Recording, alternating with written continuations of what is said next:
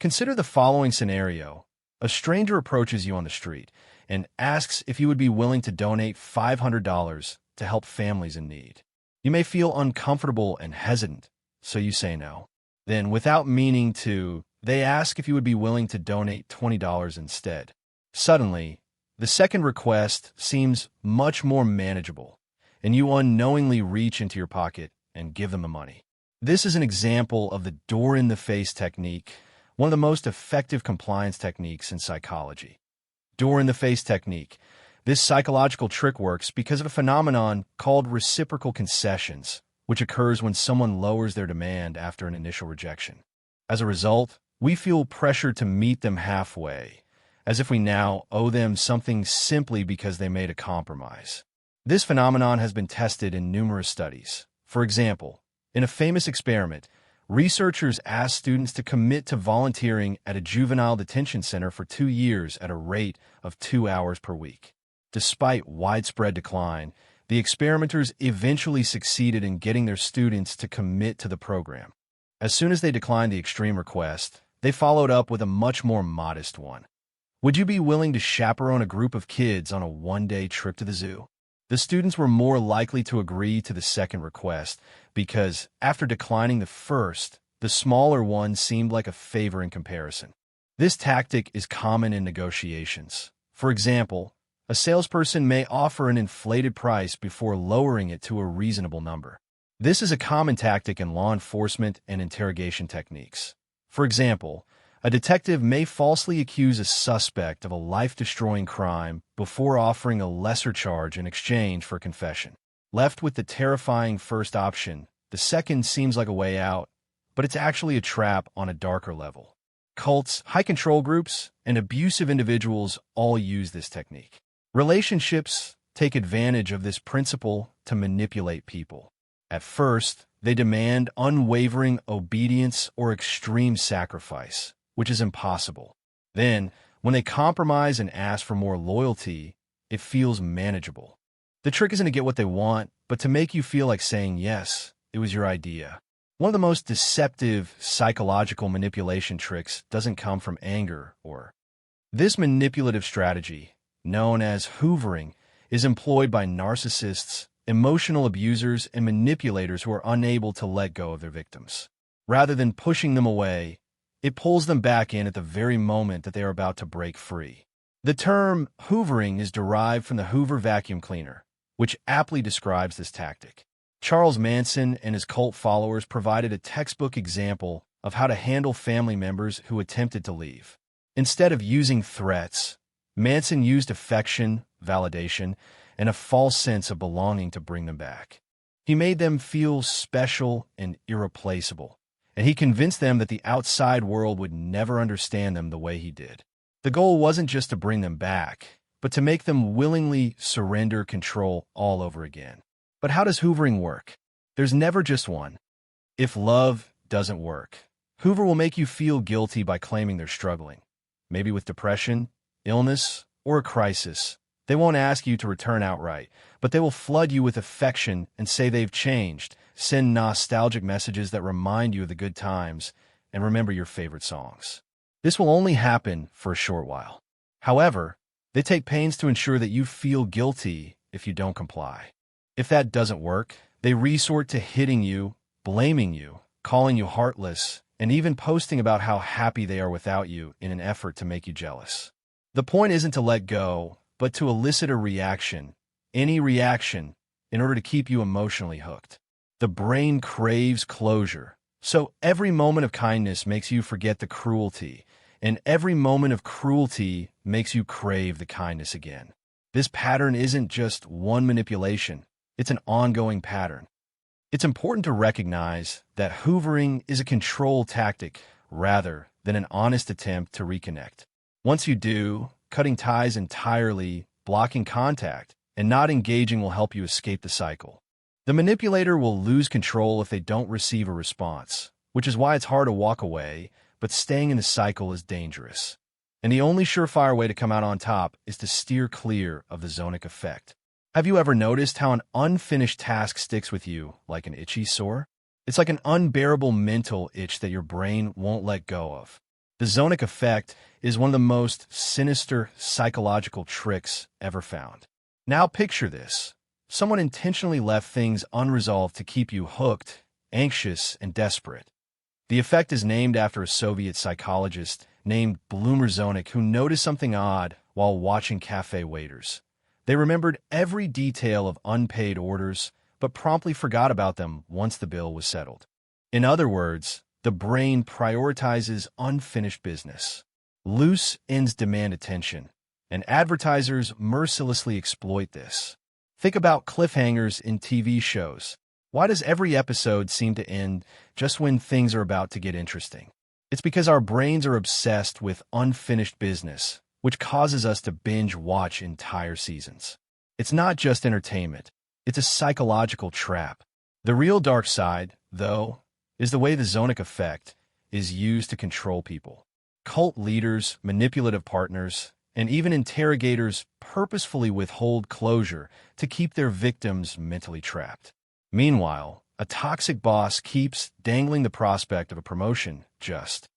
Anyone who uses the same tactic, a narcissist who vanishes mid-conversation, leaving you to wonder what happened next, or a political figure who incites fear without offering actual solutions, will keep you guessing and, worse, most people won't even notice it's happening. It creates a sense of scarcity. Have you ever noticed how, when something appears limited, exclusive, or hard to get, your desire for it increases? This phenomenon holds true regardless of whether the object in question is a rare or expensive car. Scarcity, whether it's in the form of a sneaker drop or someone's attention, makes things more appealing. The problem is that this is one of the most used psychological tricks in the world. Consider Black Friday. People line up for discounted televisions and microwaves, not because they really need them, but because they've been led to believe that supplies are running out. For example, when luxury brands limit production, the fewer handbags there are, the more people crave them. Or when social media influencers post exclusive content, people act impulsively driven by FOMO. This technique taps into our primal fear of losing out on something important. Thousands of years ago, when food, water, or shelter were scarce, people fought for them. Today, we still fight for things that appear rare, even if we don't really need them. The psychological trick of scarcity has been utilized for manipulating entire societies, from totalitarian regimes that restrict information to cult leaders who convince their followers that only they have access to the truth in the outside world. It's not limited to dating apps, where users become obsessed with unavailable individuals because of this effect. Gives nothing, and worse, scarcity makes people illogical. When you think something is going away, you stop asking if you really want it. The placebo effect. Someone gave you a pill, you swallowed it, and, as expected, your pain went away. However, what if I told you the pill was just sugar with no medicine or active ingredients? Your brain would still think it worked, so it did. Here we have one of the most disturbing psychological phenomena ever found. The power of belief alone to alter the body. While this may sound like a fascinating quirk of human psychology, the implications run far darker than what meets the eye. Let's begin with a famous case from the 1950s. A man named Mr. Right was facing terminal cancer. His doctor, in a desperate attempt to save him, injected him with a breakthrough drug, and the results were miraculous. His tumors shrank, and he lived a full life despite his illness. Here's the catch. The drug had no effect on Mr. Wright's cancer, which returned almost immediately after his recovery. He passed away not long after. Belief is powerful. Research shows that when people believe something is helping, their bodies respond positively. For example, patients with Parkinson's disease have reported improvements in their symptoms after receiving fake painkillers, which released real endorphins. EO surgeries, in which doctors pretend to operate, have also led to genuine improvements in patients.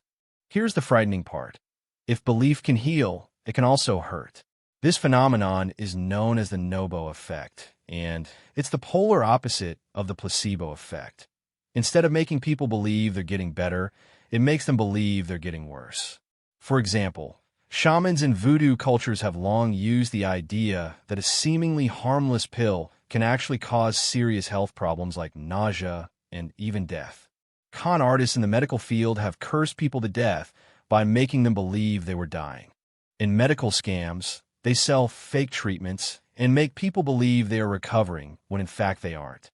Even in modern pharmaceutical trials, patients can have serious side effects that aren't related to the drug, but rather to the expectations placed on them by their minds. Think about it. If belief can change your biology, then how many times have you been tricked? How often has your pain, relief, sickness, or even your... It's fascinating how expectations have taken precedence over reality in the recovery process. One example is the framing effect, a psychological trick that alters perception without actually changing the facts. For example, when you see a sign for 90% fat-free yogurt at a store, it sounds healthy, but when you see another brand next to it that says contains 10% fat, suddenly the second one doesn't seem so great, even though they're actually identical. For example, consider the following scenario. A new policy is proposed to combat a deadly disease. If people are informed that this policy will save 200 lives, they are much more likely to support it than if they are informed that it will cost more than 200 lives. This highlights the power of framing to influence political opinions, public perception, and even emotional decisions. They are informed that this policy will result in the deaths of 400 people, even though the two statements are mathematically equivalent. One emphasizes saving lives while the other emphasizes losing them. However, framing isn't only effective with numbers. It can also work with morality. To illustrate, consider a contentious issue. One group may be pro-life, while the other is pro-choice. Listen closely to how both sides are framed to sound positive. After all, no one wants to be labeled as anti-life or pro-choice. It's concerning how framing can influence narratives to the point that they shape reality. For example, consider two news headlines about the same event. Protesters demand justice in the streets, and Rio mobs wreak havoc in the city. Reading the first one would make you feel sympathetic toward the cause, while reading the second one would make you fear the anarchy. This is how media manipulates narratives. It's quite disturbing how governments and corporations manipulate truth to suit their agendas. Once they control the framing, they can control your reaction, even in personal relationships. For example, have you ever heard someone apologize by saying, "I'm sorry you feel that way," instead of "I'm sorry for what I did"? This is an example of framing. It subtly shifts the blame onto you for reacting instead of them for doing something wrong, or imagine a toxic relationship. For example, if a partner says, "I'm just trying to help you," instead of "I'm trying to control you," the audience sees them as a savior. But if they're introduced as a villain, the audience will view all of their actions through that lens. Similarly, if a company convinces you that their product is a luxury item, you will justify paying more for it, even if the quality is the same as a cheaper alternative. Framing does not manipulate facts. It manipulates emotions, viewpoint, and when another person manipulates your perception of the world, they won't have to coerce you into doing what they want. You'll do it willingly. Emotional contagion exploitation. Have you ever entered a room and felt the energy change? Perhaps a casual look at someone's face made you anxious, or a friend's enthusiasm lifted your spirits. This isn't just intuition, but a psychological phenomenon called emotional contagion, and it can be a devastating manipulation tactic if used inappropriately. As a terrifying example of emotional contagion in action, consider the Salem witch trials. People are hardwired to mirror the emotions of those around them, which is a key component of our ability to connect, empathize, and communicate. For example, if someone is anxious, our brains pick up on their cues in body language, tone, and facial expressions, and before we know it, we start to feel anxious as well. This same dynamic is at work in financial collapses, riots, and even cold dynamics. When one person starts to panic, it makes you feel the need to do the same, even if there's no rationale for it. Manipulators use emotional contagion to control people without ever saying "do this." They just create an emotional atmosphere that makes people want to be paranoid. If a leader exudes confidence, their followers will overlook their obvious flaws. If a narcissist pretends to be sad, they can guilt-trip someone into staying in a toxic relationship. If a salesperson gets really excited about a product, you might feel compelled to buy it. Research shows that even fake emotions can elicit real responses. Lastly, if a manipulator creates anger, fear, or excitement, their followers will unconsciously absorb and reflect those feelings. As soon as someone takes control of the emotional climate, they control the people within it. The next time you feel an emotion rising that wasn't there before, stop and ask if it is mine or if it was planted. Not every feeling you experience is truly yours. Some are manipulative. This is why political figures can whip up crowds into a frenzy. Cult leaders can maintain unwavering authority, and toxic relationships can feel impossible to escape. The brain's ability to mimic other people's actions, such as yawning when someone else yawns or laughing when a room bursts into laughter, is known as mirroring. This mirroring instinct is great for building relationships, but can also be used against you in surprising ways. The brain cells responsible for this manipulation are called mirror neurons, and they fire not only when you act, but also when you see someone else acting. This is why you automatically smile when someone smiles or flinches when someone gets hurt. At you, they form the basis of empathy, bonds, and social influence. However, just like any powerful tool, they can be weaponized. One notorious example is the rise of Adolf Hitler. Hitler didn't merely deliver speeches. He reflected back to his audience their fears, frustrations, hopes, and other emotions. His speeches weren't merely words. They were emotional feedback loops, amplified by the crowd's reaction. He didn't convince people with logic, but with emotion. And when emotions take over, critical thinking becomes useless. A manipulator can subtly mimic your posture, tone, and gestures to make you feel comfortable. Your brain recognizes the similarity and assumes that this person is trustworthy, which is why a skilled con artist can get you to reveal your secrets within minutes of meeting them. They're not just listening, they're reflecting you back to yourself. This trick goes deeper and uses mirroring to create attraction. And toxic relationships start when an abuser subtly mimics their victim's body language, interests, and values to create an illusion of perfect compatibility. Once a bond is established, the abuser shifts from mirroring to controlling, knowing that their victim is too emotionally invested to leave. This trick isn't just used by abusive people, according to loyalty studies. It's no coincidence that social media algorithms function as digital mirror neurons. Have you ever noticed how platforms only show you content that supports your current beliefs? This is intentional. The algorithms reflect back your current thoughts and feelings, reinforcing your biases while removing anything that challenges them. The result is polarization and an inability to perceive other viewpoints. So, how can you safeguard yourself? Well, the first step is to recognize when you're. Because mirror neurons enable us to connect, learn, and empathize, but when used maliciously, they can become a tool for manipulation that turns your own instincts into a weapon. If someone mimics your every move or expression too precisely, you should pause and consider their motives. Then, break the pattern by changing your posture, switching topics, or introducing an unexpected idea. A real person will be able to carry on a conversation effortlessly, while a manipulator will struggle. The most terrifying aspect is that, when executed well, you won't even notice it's happening.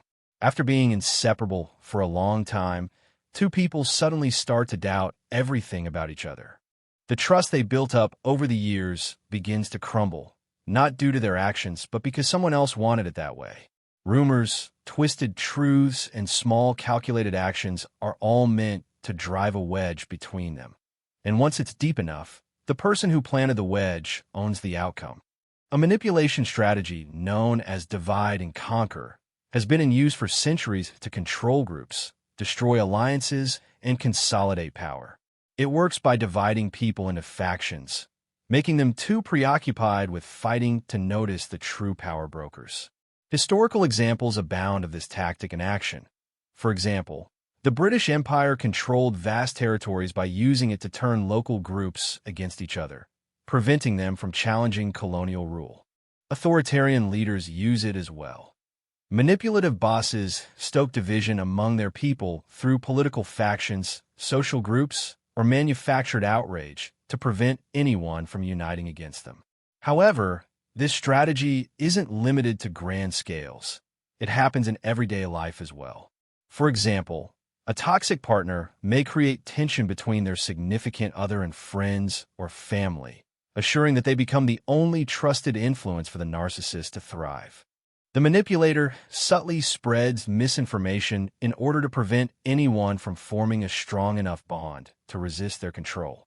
Isolation is the key, as people become dependent on the manipulator for validation, direction, and trust.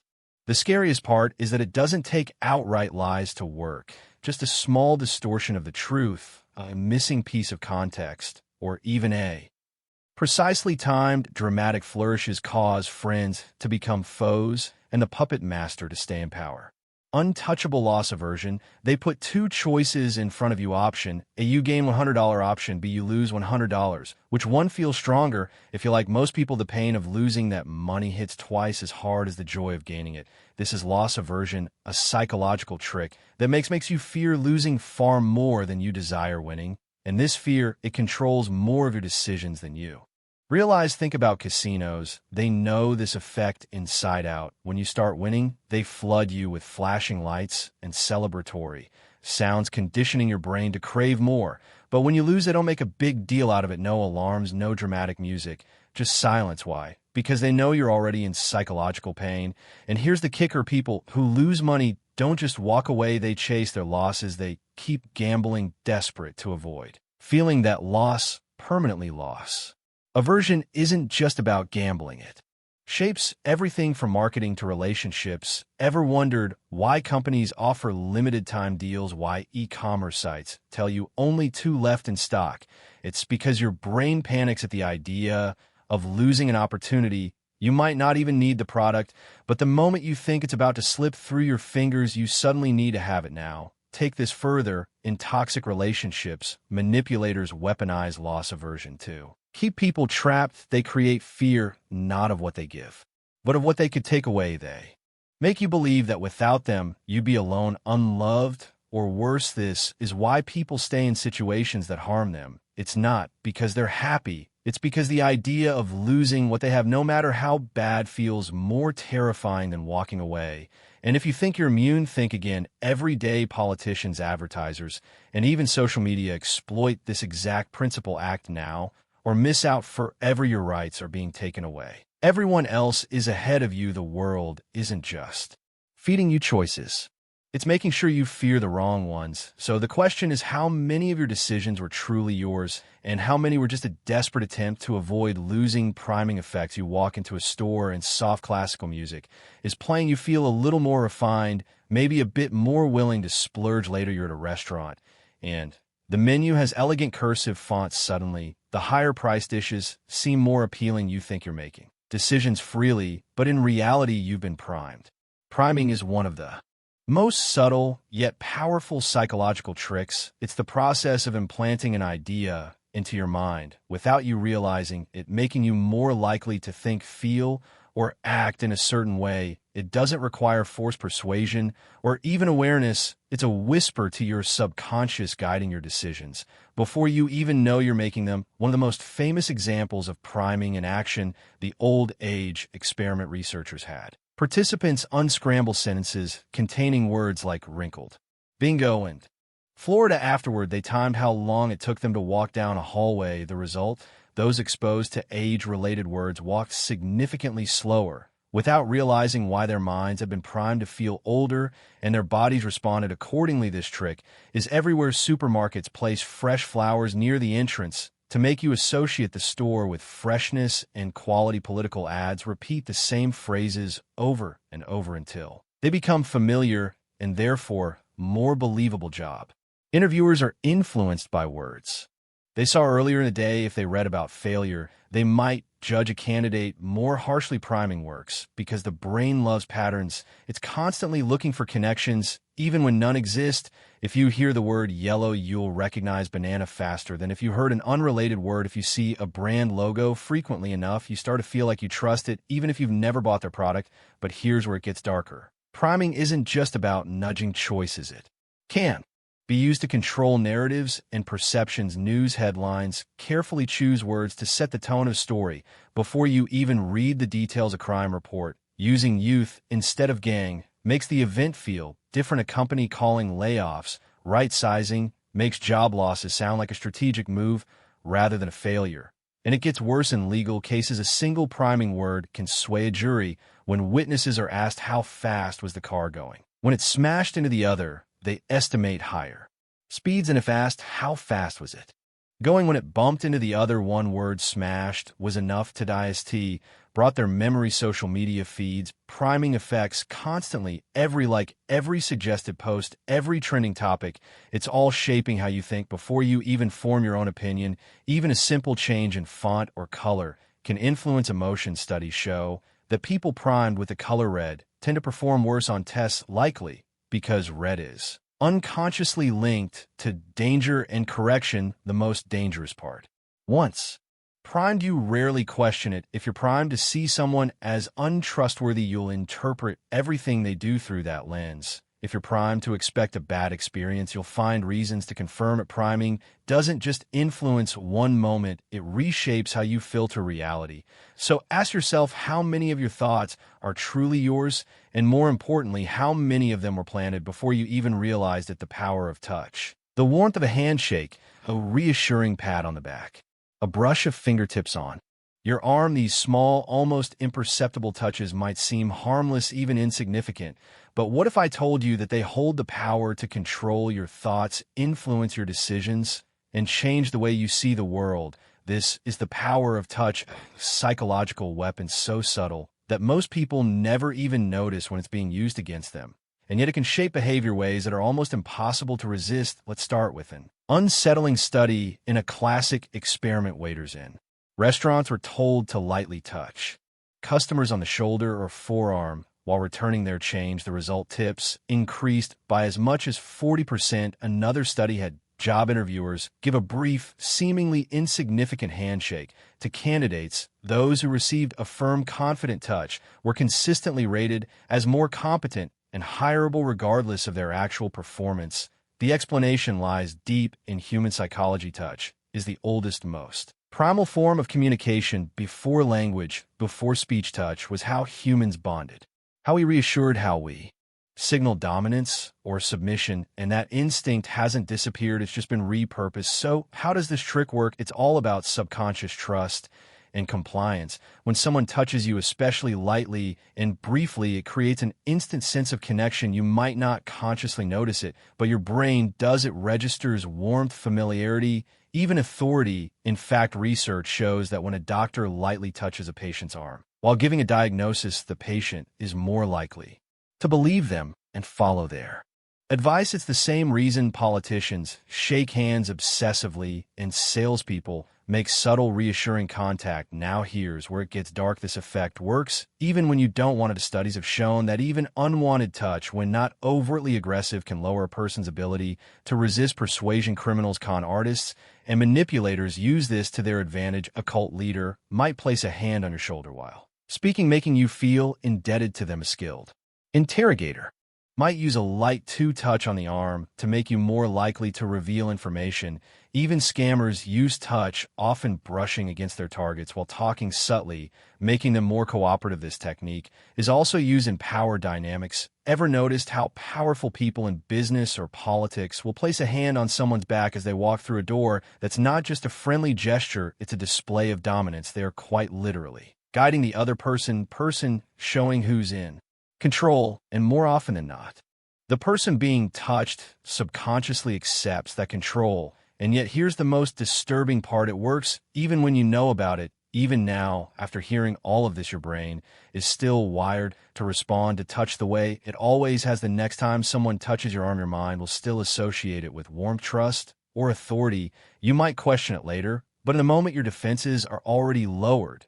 So the next time you feel a hand on your shoulder, a fleeting touch on your arm, or an unfamiliar warmth in a handshake, ask yourself, was that an accident, or was it a calculated move to make you just a little more obedient? Exploiting mirror neurons. You yawn when someone else yawns, you laugh when a rumor erupts in laughter. Your brain isn't just observing, it's mirroring. And while this instinct fuels human connection, it can also be turned against you in ways you'd never suspect. At the core of this manipulation are mirror neurons, specialized brain cells that fire not just when you act, but when you see someone else acting. These neurons are why you flinch when someone gets hurt or instinctively smile. When someone smiles at you, they're the foundation of empathy, bonding, and social influence. But like any powerful tool, they can be weaponized. One of the most infamous examples, the rise of Adolf Hitler. Hitler didn't just give speeches, he mirrored the emotions of his audience. He reflected their fears, frustrations, and hopes back at them. His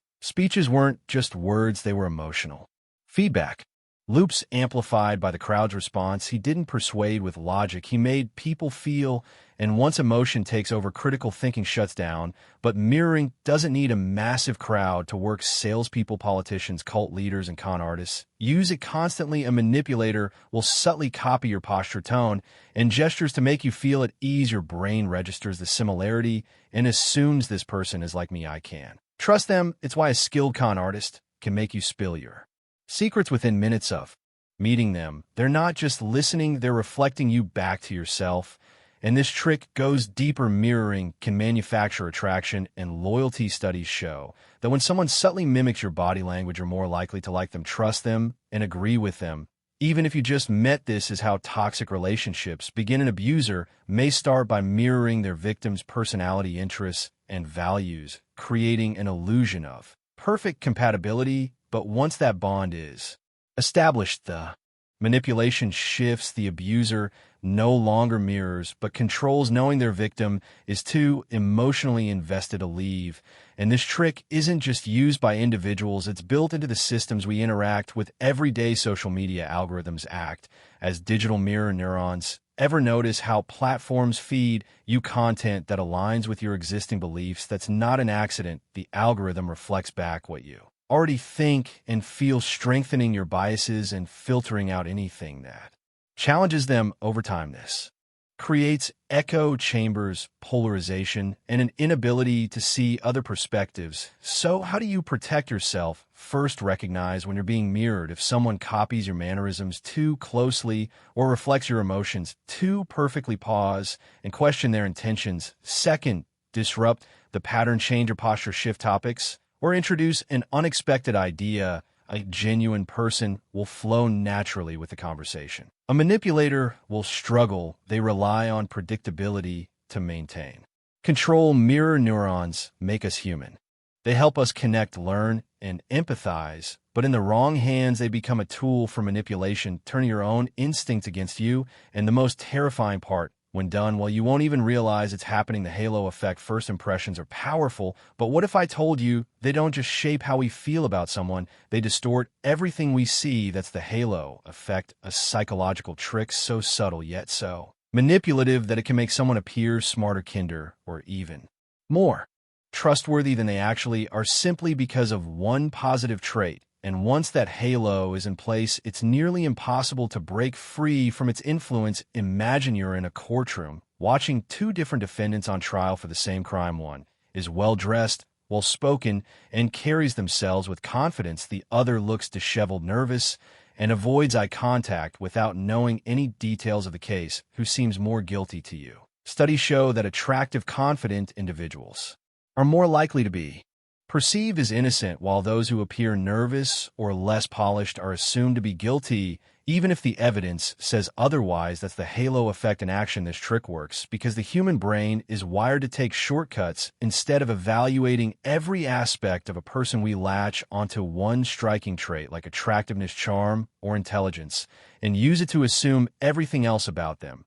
If someone is physically attractive, we subconsciously believe they must also be kind, competent, and trustworthy. If someone speaks with confidence, we assume they must be knowledgeable. And if someone is in a position of power, we naturally believe they deserve to be there. It's why politicians can win elections based on charisma rather than policy. It's why serial manipulators get away with their lies. And it's why leaders who appear strong and authoritative are often blindly followed, even when their actions are questionable. To the halo effect isn't just about perception, it actively shapes reality. Think about media. Coverage celebrities who are admired for their talent often get the benefit of the doubt when scandals emerge, while someone already viewed negatively is instantly condemned. It's not logic, it's the halo effect. Distorting judgment. Marketers exploit this trick to perfection. Ever wondered why luxury brands hire attractive, well-dressed models to promote their product? It's not just about selling clothes or watches. They know that if you associate their brand with beauty and status, you're subconsciously assume the product itself is superior. You're not buying just a car or perfume or a suit. You're buying the illusion of prestige that surrounds it. But the darker side of the halo effect is its ability to shield dangerous individuals from scrutiny. Charismatic leaders can hide corruption behind their charm. Manipulative partners can make people ignore red flags simply because they seem caring at first. Even history's worst figures often had an aura of leadership that blinded people to their true nature until it was too late. The halo effect is one of the most insidious psychological tricks because it doesn't just fool people, it makes them confident in their false judgments. And once someone believes in an illusion, they'll defend it. Even when evidence contradicts their perception, they'll rationalize it away. He's a good guy. He wouldn't do that. She's so charming. She must be telling the truth. Breaking free from the halo effect means questioning first impressions. It means looking past charm, status, and appearances and asking, what am I not seeing? Because sometimes the people who seem the brightest are simply casting the longest shadows. Lowballing. You walk into a car dealership excited to buy your first car. The salesperson greets you with a warm smile and says, "Good news, we have a special deal today. This car fully loaded for just $20,000. That's within your budget." You shake hands, feel the thrill of the purchase, and start picturing yourself behind the wheel. But just as you're about to sign the paperwork, the salesperson frowns and says, "I just checked with my manager. Unfortunately, I made a mistake. That price doesn't include some mandatory fees. It's actually $23,000 at this point." You're already mentally committed to the car. You've imagined owning it, maybe even bragged to friends about the deal you got. So instead of walking away, you agree to the new price. You just got low-balled. This psychological trick is devastatingly effective. It works by getting you to commit to something before the full cost is revealed. Once you've made a decision, even based on misleading information, you become emotionally and mentally invested. Backing out now feels like a loss, even though the terms have changed. One of the most famous studies on lowballing involved college students. Psychologists asked them to participate in a study. Most agreed, but after they committed, they were informed the study required them to show up at 7 a.m. And even though that's an inconvenient time, most stuck with their original decision. Instead of backing out, this tactic isn't just for sales, it's used in jobs negotiations and even relationships. A recruiter might promise a dream job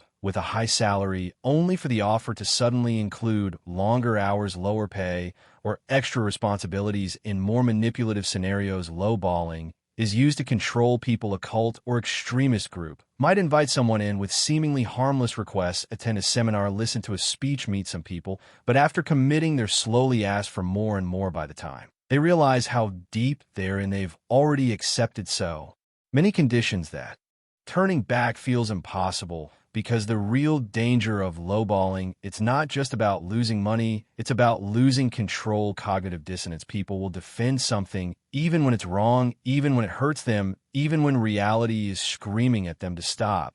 But this isn't just stubbornness, it's a psychological trap, a mental battlefield, where without even realizing it, you're forced to justify your own suffering. This is cognitive dissonance amplification, one of the most dangerous manipulation tactics designed to make people double down instead of walk away. Cognitive dissonance happens when someone holds two conflicting beliefs at the same time. It creates an unbearable tension in the mind, a deep, unsettling discomfort that we are hardwired to resolve. Imagine being loyal to a leader, a relationship, or an ideology, only to be confronted with undeniable proof that it's harmful, corrupt, or even false. The logical response: leave the real response. Most people don't. Instead, they dig in deeper, they justify, they twist reality to fit what they want to. believe because admitting the truth would mean admitting they wasted time, energy, even their entire identity on something that wasn't real, and that's too painful to accept. One of the most extreme examples, the Heaven Gate cult. This group believed they would ascend to an extraterrestrial afterlife if they followed their leader, Marshall Applewhite. When their predictions failed, when the spaceship never came, did they question their beliefs, number their faith? Became stronger instead of seeing the failure as proof they were wrong.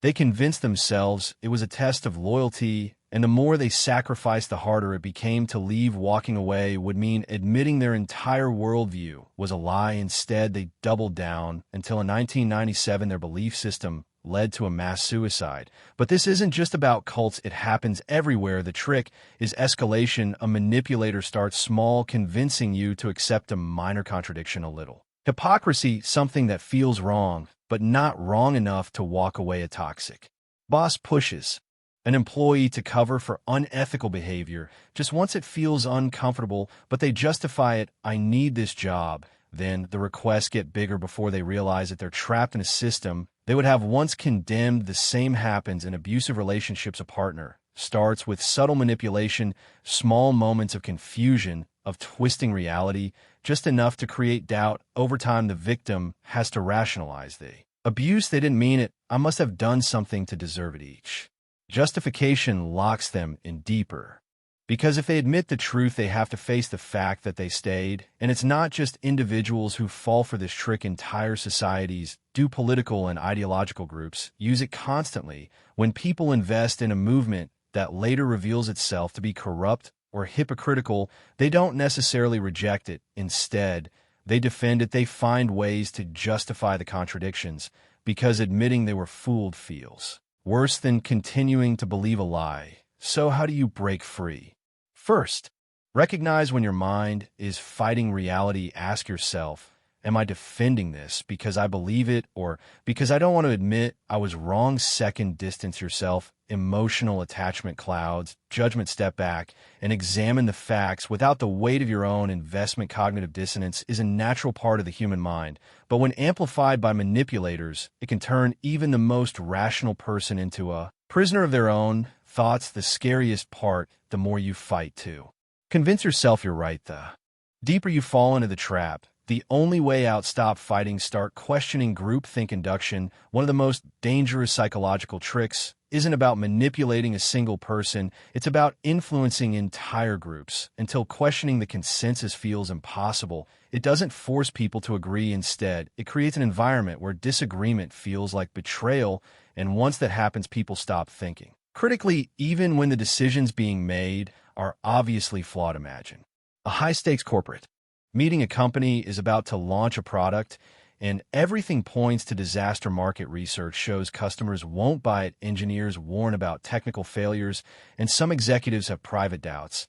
But in the room, there's nothing but agreement. No one speaks up. No one challenges the decision, not because they don't see the problem, but because no one wants to be the outlier. This is groupthink, a psychological phenomenon where the need for unity overrides logic, skepticism, and even self-preservation. When people are part of a group, they instinctively prioritize harmony. Dissent feels uncomfortable. Doubt makes you an outsider. And when the loudest, most dominant voices set the tone, everyone else follows, often without realizing it. It happens gradually. Maybe an authority figure expresses a strong opinion, and others instinctively align with it. Maybe the group values agreement so much that disagreeing feels like an attack. Over time, the pressure to conform becomes stronger than the pressure to be right. People suppress their doubts, rationalize bad ideas, and convince themselves that if everyone else agrees, it must be the right decision, and the consequences disastrous. History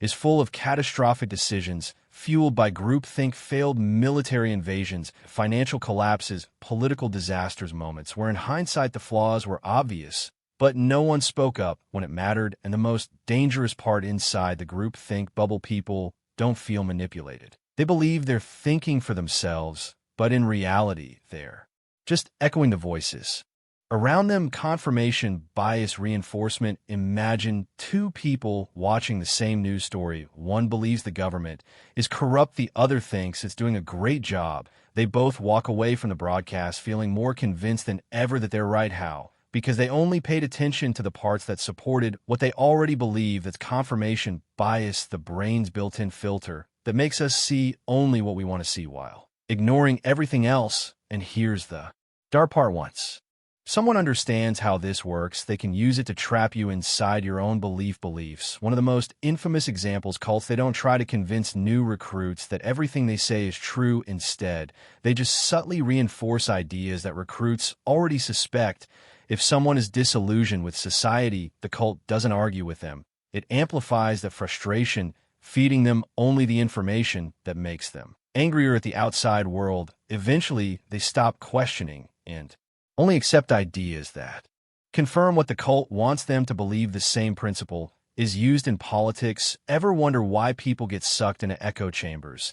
It's because reinforcing confirmation bias is more powerful than changing someone's mind. Social media algorithms are built on this. If you click on an article that aligns with your opinion, your feed floods with more of the same, reinforcing your views over and over time. It creates the illusion that everyone agrees with you, because anything that contradicts your beliefs is filtered out before you even see it. And it doesn't stop at politics or cults. It's everywhere. Think about conspiracy theories. Once someone believes the earth is flat, any evidence proving them wrong is dismissed as a cover-up. The more you try to argue, the deeper they dig into their belief, because their brain is actively rejecting anything that challenges it. Marketers and scammers know how to exploit this too. They don't sell you a product by convincing you it works. Instead, they find people who already suspect it works and give them proof that confirms their suspicions. Testimonials, selective data, and emotionally charged language. Make sure you focus on only the positive results, ignoring anything that contradicts them. Even in everyday relationships, this trick is used to manipulate people. A toxic partner doesn't try to convince you that they're perfect. Instead, they feed into your existing fears, whether it's self-doubt, abandonment issues, or insecurity. They make sure that any situation can be twisted to confirm what you already fear. See, everyone leaves you in the end. Over time, this erodes your ability to see reality clearly, because your brain starts filtering out anything that contradicts those fears. Confirmation bias doesn't just make us ignore the truth, it makes us actively fight against it. Once you're caught in its grip, even undeniable facts feel like an attack. People don't just hold on to false beliefs, they defend them, because admitting they're wrong feels like a personal threat. That's why the most effective manipulators don't try to argue with you. They don't present new evidence or force you to believe something different.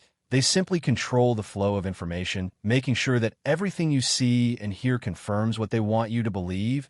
And once that happens, they don't need to change your mind. You'll do that yourself. The illusion of choice. You think you're in control. You think every decision you make is entirely your own. But what if I told you that more often than not, your choices are being carefully orchestrated, designed to make you feel like you're in charge, when in reality, you're just following a predetermined path? This is the illusion of choice, one of the most deceptive and manipulative psychological tricks ever used. Think about a restaurant menu. You sit down, glance at the options, and decide between the steak, the pasta, or the salad. But did you ever question why those specific options are there in the first place? Why is there no burger, no sushi? The truth is your decision was already limited before you even had a chance to think about it. This trick is everywhere, from politics to marketing to everyday interactions, and it works because people don't usually question the choices they're given. One of the most famous real-world examples, supermarkets. You walk in planning to grab a loaf of bread, and before you know it, you're walking out with 3 extra things you never planned on buying. How store layouts are deliberately designed to guide your movements, steering you toward impulse purchases while making you believe you're shopping freely. But the illusion Ophi's voice doesn't just exist in retail. It shapes our opinions, beliefs, and even our behaviors. Ever noticed how political debates always boil down to 2 opposing sides? You're told you must pick one or the other, when in reality, the framework of the argument was already set before you got involved. By limiting the choices, the person in control ensures that no matter which option you pick, the outcome still serves their agenda. Marketers use this trick constantly. A company might offer 3 pricing tiers for a product. One cheap, one expensive, and one just right in the middle. Most people choose the middle option, thinking they've made a rational decision, but that middle price point was strategically placed to push you toward it. You were never really choosing freely, you were being nudged in a specific direction. This concept is even more sinister when it's used in personal relationships. Ever had someone say, you can either do this my way, or we can end things? That's not a real choice, that's control disguised as compromise. It forces you to accept a limited set of options, making you feel like you had agency, when in reality, you were trapped from the start. The illusion of choice thrives on the assumption that having some options equals true freedom, but real freedom isn't just picking from a list, it's questioning who made the list in the first place. The scariest part, the best manipulators don't need to take away your choices, they just need to make you believe you had control. All along neurolinguistic programming, ever had a conversation where someone seemed to be guiding your thoughts without you even realizing it, where before you knew it, you were agreeing, nodding along, and feeling strangely compelled to trust their perspective? That wasn't an accident. That was a technique. Neurolinguistic programming, or NLP, a set of psychological tricks so subtle, so effective that entire industries have been built on them. At its core, NLP is about influencing people's thoughts, emotions, and behaviors through language and subconscious cues. It works by detecting patterns in speech, body language, and mental associations, then subtly steering them toward a desired conclusion. Used ethically, it's marketed as a way to improve communication, confidence, and persuasion. Used maliciously, it can be a tool for manipulation, deception, and even control. One of the most well-known examples, the embedded command, a hypnotic technique where a request is disguised within a casual sentence instead of directly telling someone you should. Trust me, an NLP practitioner might say you might not even realize it yet, but you're starting to trust what I'm saying. The suggestion is planted. The mind processes it without resistance. Another tactic, mirroring. When someone subtly mimics your posture, speech patterns, and energy level, your brain interprets it as familiarity.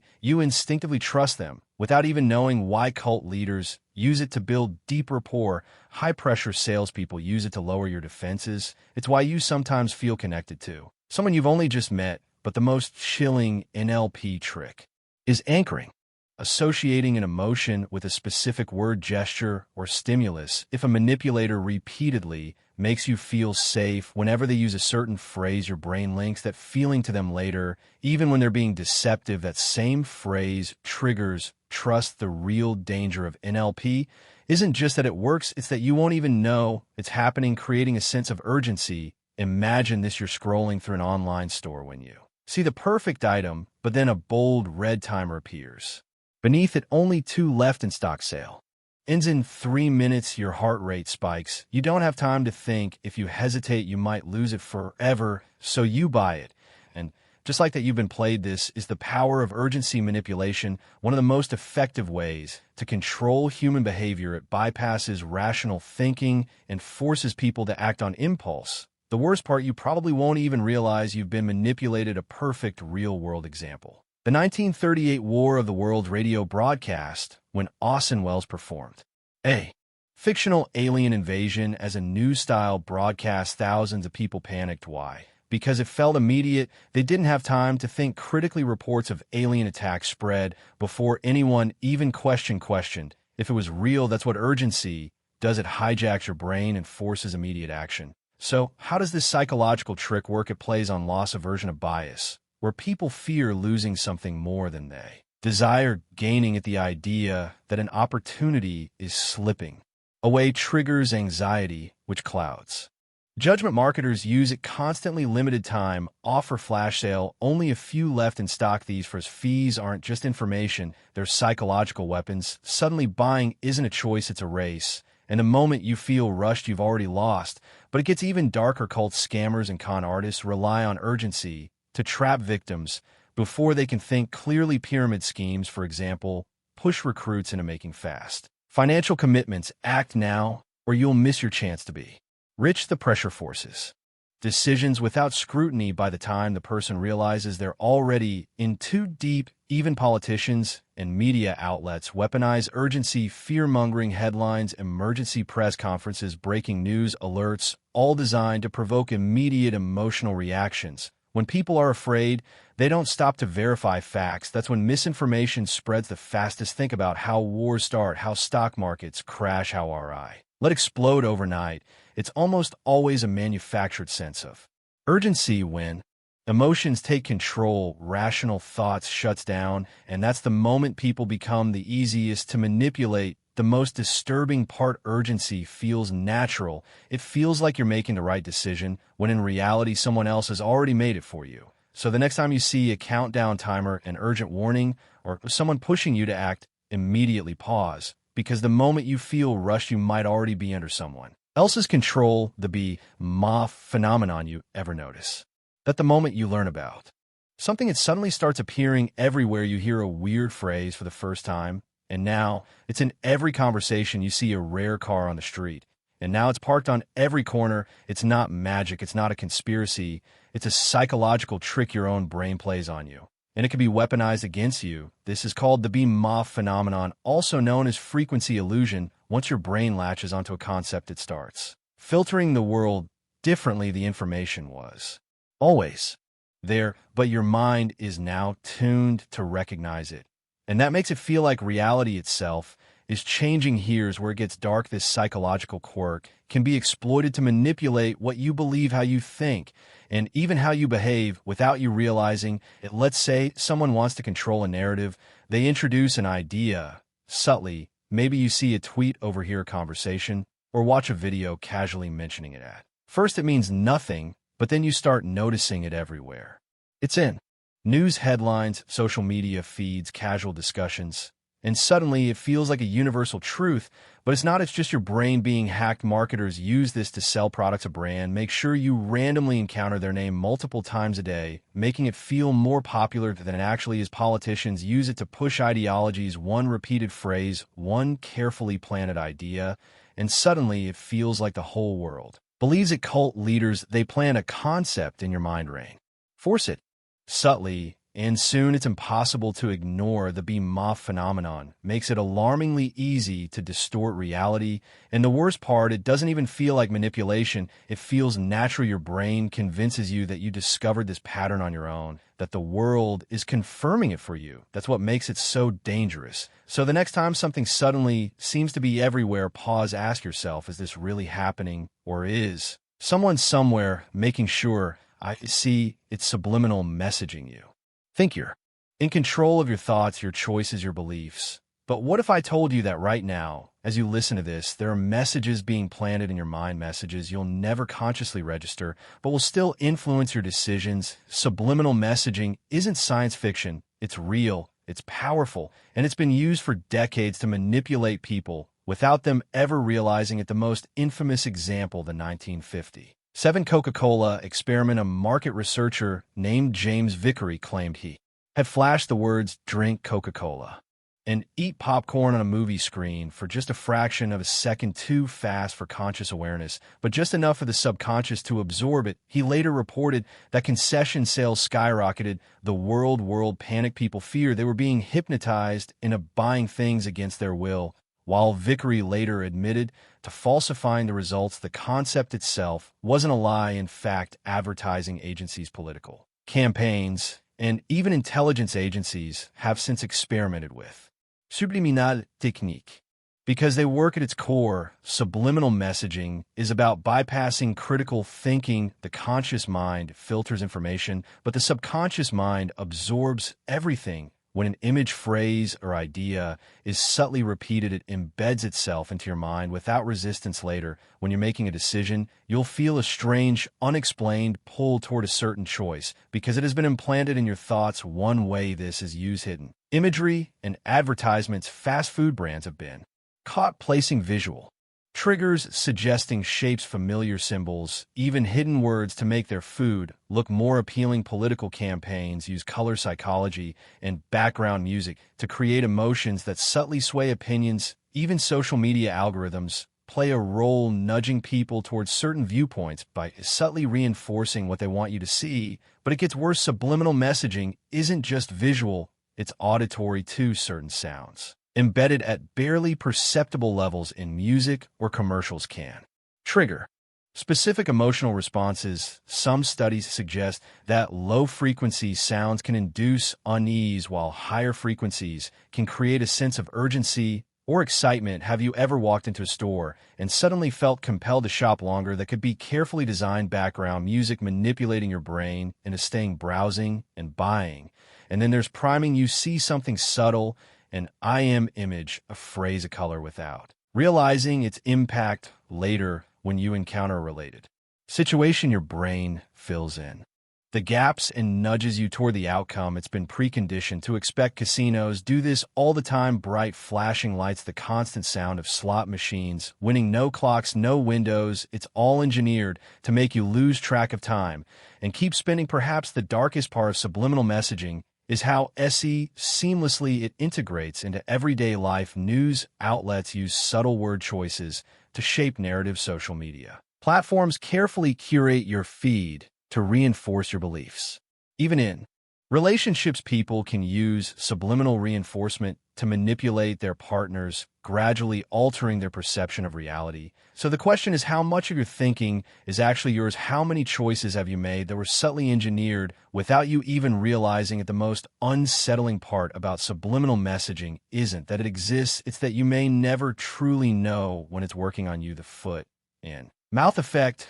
Most people think that being polite and friendly will always work in their favor, but what if I told you that simply making small talk, expressing warmth, or even asking someone how they're doing could make you more vulnerable to manipulation? This is where the foot and mouth effect comes into play, a psychological trick that exploits our own need to be perceived as kind, agreeable, and emotionally invested.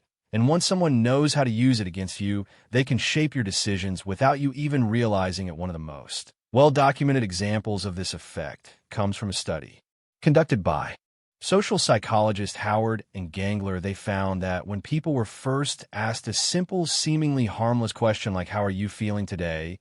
they were significantly more likely to comply with a later request, even if that request had nothing to do with the conversation. This is because once someone verbalizes something about themselves, especially something positive, they subconsciously feel the need to maintain that image through their actions. If you tell someone you're having a good day, it becomes harder to refuse a favor right after, because denying them would contradict the positivity you just expressed. This trick is widely used in sales negotiations and even interrogations. A skilled salesperson won't just jump into their pitch. Instead, they'll start with conversation, asking about your day or making small personal observations. The moment you respond with something like, "I'm doing well, thanks for asking," you've unknowingly put yourself in a psychological trap. You now feel the need to remain consistent with the friendly, cooperative persona you just projected. So when they ask if you'd like to just take a quick look at a product or consider an option, you're far more likely to comply, even if you originally had no intention of doing so. In high-stakes environments like police interrogations or intelligence gathering, this trick becomes even more sinister. Interrogators might begin with harmless, casual questions designed to get the suspect talking in a relaxed and cooperative manner. Once the person starts responding positively, they unconsciously want to maintain that cooperative stance, making it easier for interrogators to extract information or subtly lead them toward a confession. It's a psychological doorway. Once you step through, it's hard to turn back without feeling like you're contradicting yourself. But why does this happen? The foot and mouth effect works because humans are deeply wired for consistency. Once we say something out loud, especially in front of others, we feel an internal pressure to align our actions with our words. Social norms reinforce this behavior, making us uncomfortable with seeming dishonest, rude, or contradictory. If you say, "I love helping people," and someone follows up with a request for help, rejecting them feels like you're going against your own nature, even if helping them was never part of your plan. This tactic isn't just used on individuals, it works on large-scale manipulation as well. Political campaigns and propaganda often begin by getting the public to agree with simple, seemingly harmless Statements like "we all want a better future," once people acknowledge that idea, they're primed to support more specific policies that align with it, even if those policies weren't something they originally agreed with. By getting people to say yes to broad agreeable ideas first, they can subtly guide them toward more extreme commitments later on. So how do you protect yourself from falling into this trap? The first step is recognizing when it's happening. If a conversation starts with an unusually friendly or probing question before leading into a request, take a mental step back. Remind yourself that just because you express positivity doesn't mean you owe anything in return. Learn to separate polite conversation from compliance, and don't let your own words be used against you. In the end, the foot and mouth effect is a psychological trick that thrives on the simple act of speaking. It turns your own words into a tool of persuasion, trapping you in a cycle of consistency. The moment you say something, you feel compelled to act in a way that aligns with it, even if it's against your best interests. And once someone knows how to use that against you, it's disturbingly easy to push you toward choices you never intended. To make the power of playing dumb, there's a saying, never underestimate the power of a fool. But what if the fool isn't really a fool at all? What if playing dumb is a carefully crafted manipulation tool, a way to control situations, lower people's defenses, and gain the upper hand without them ever realizing it? The power of playing dumb is one of the most underestimated psychological tricks, yet it's been used for centuries by politicians, criminals, and even everyday manipulators. One of the most well-known examples of this trick in action is the legendary Detective Columbo. He was famous for his disheveled appearance, slow speech, and almost clueless demeanor. Every suspect underestimated him, dismissing him as a bumbling officer until he caught them in their own contradictions. That's the essence of this tactic. When you appear less competent or less intelligent, people reveal more than they intend to. They drop their guard, assuming they are in control. But how exactly does this work? First, playing dumb gives the illusion of harmlessness. If someone appears clueless, they don't seem like a threat. People are naturally inclined to take charge when they perceive someone else as struggling, which puts the dumb person in a position to be underestimated. This is especially effective in negotiations, social interactions, and even legal situations. By pretending to be oblivious, the manipulator gathers information without suspicion. They let others over-explain, fill in details, and unknowingly expose their weaknesses. Then there's the art of selective incompetence, pretending not to know how to do something so that others step in and take responsibility. Employees use this trick all the time to avoid extra work. A person who doesn't know how to set up a presentation, cook a meal, or fix a computer might be fully capable, able, but by feigning ignorance, they push the responsibility onto someone else. It's a passive form of control, one that forces others to step and do the work and ultimately hand over power. This trick also thrives in social manipulation. Have you ever noticed how some people pretend to misunderstand or misinterpret a situation just to avoid accountability? By acting confused or unaware, they dodge blame. When caught in a lie, a manipulator might say, "Oh, I had no idea that's what you meant," or "I must have misunderstood." This forces the other person to second-guess their own stance, making them appear unreasonable for holding the manipulator accountable. But the darkest side of this trick is its ability to exhaust and frustrate its target. Imagine trying to argue with someone who pretends they just don't understand your point. No matter how clearly you explain it, the more you try to clarify, the more they feign confusion. Eventually, you give up, frustrated, exhausted, and sometimes even doubting yourself. This is psychological warfare in its simplest form. It creates a mental loop where the victim becomes increasingly anxious, struggling to make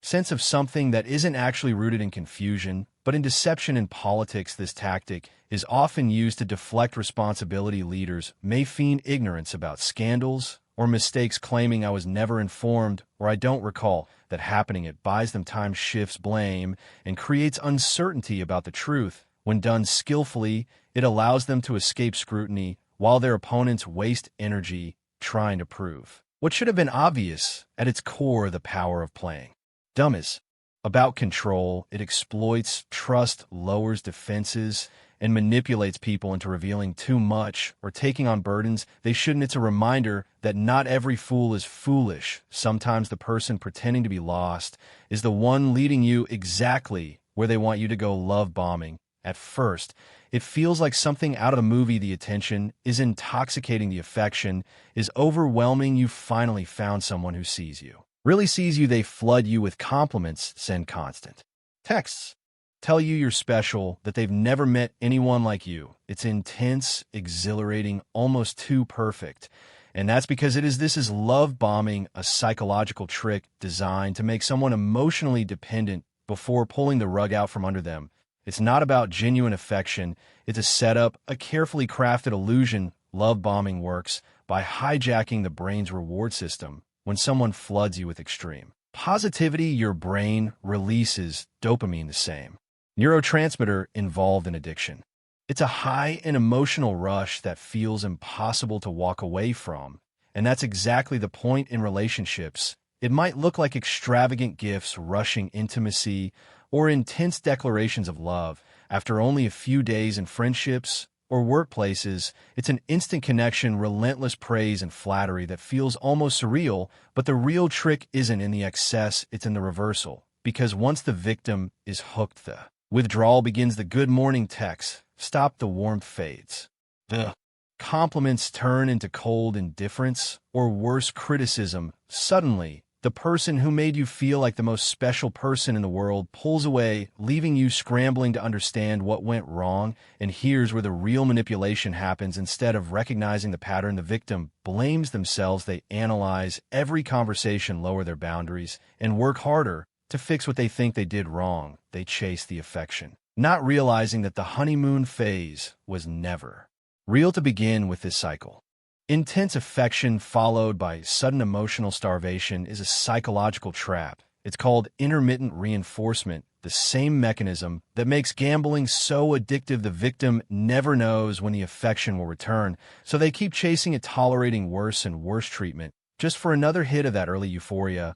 It's a tactic used by narcissists in relationships, by cult leaders to keep followers obedient, even by toxic workplaces to manipulate employees into loyalty. The unpredictability creates an emotional roller coaster where the victim is so focused on regaining the high that they don't realize how much control they've lost. By the time they see the pattern, it's already too late. They're exhausted, isolated, doubting their own instincts. Bandwagon effect manipulation. It starts with a simple thought: everyone else is doing it, so it must be right. That's the bandwagon effect in action, the psychological trick that exploits your deepest, most primitive fear, the fear of being left out. It's what makes people follow trends, believe in misinformation, and conform to ideas they've never even questioned. Think about the Salem witch trials in the late 1600s. A few accusations of witchcraft spiraled into mass hysteria, leading to dozens of executions. Why? Because people saw their neighbors turning on each other, and instead of questioning the madness, they joined in. When the crowd moves in one direction, standing against it feels impossible. At its core, the bandwagon effect is simple: when enough people adopt a belief or behavior, others follow. Not because they logically agree, but because they fear being left behind. It's why financial bubbles form. Think of the 2008 housing crisis. People kept investing in real estate, watching prices climb higher and higher. Everyone else was doing it, so it must have been safe, right? Until the bubble popped and the economy collapsed. It's why propaganda works. When a government wants to push an idea, they don't need to convince everyone, they just need enough people to believe it. Once the illusion of consensus is created, the rest follow. And here's where it gets dark. The bandwagon effect is actively weaponized. Advertisers use it to manipulate consumer behavior, making people feel that if they don't buy a product, they're missing out. Social media algorithms exploit it, amplifying content that already has engagement. Because if thousands of people like a post, others are more likely to believe it, even if it's false. Politicians manufacture public approval by staging rallies with paid crowds, creating the illusion of widespread support. It bypass is critical. Thinking people stop questioning whether something is right, logical, or even true. They just go along with it. The more people follow, the stronger the effect becomes, snowballing into mass conformity. And once you're on the bandwagon, you don't even realize it. You become convinced it was your choice all along. Reframing failure is one of the most subtle yet devastating psychological tricks. It's a way to manipulate how you perceive your own mistakes, making you feel powerless. incompetent, or even guilty when failure is framed the right way. It stops being a simple setback and becomes something far worse, proof that you are not enough.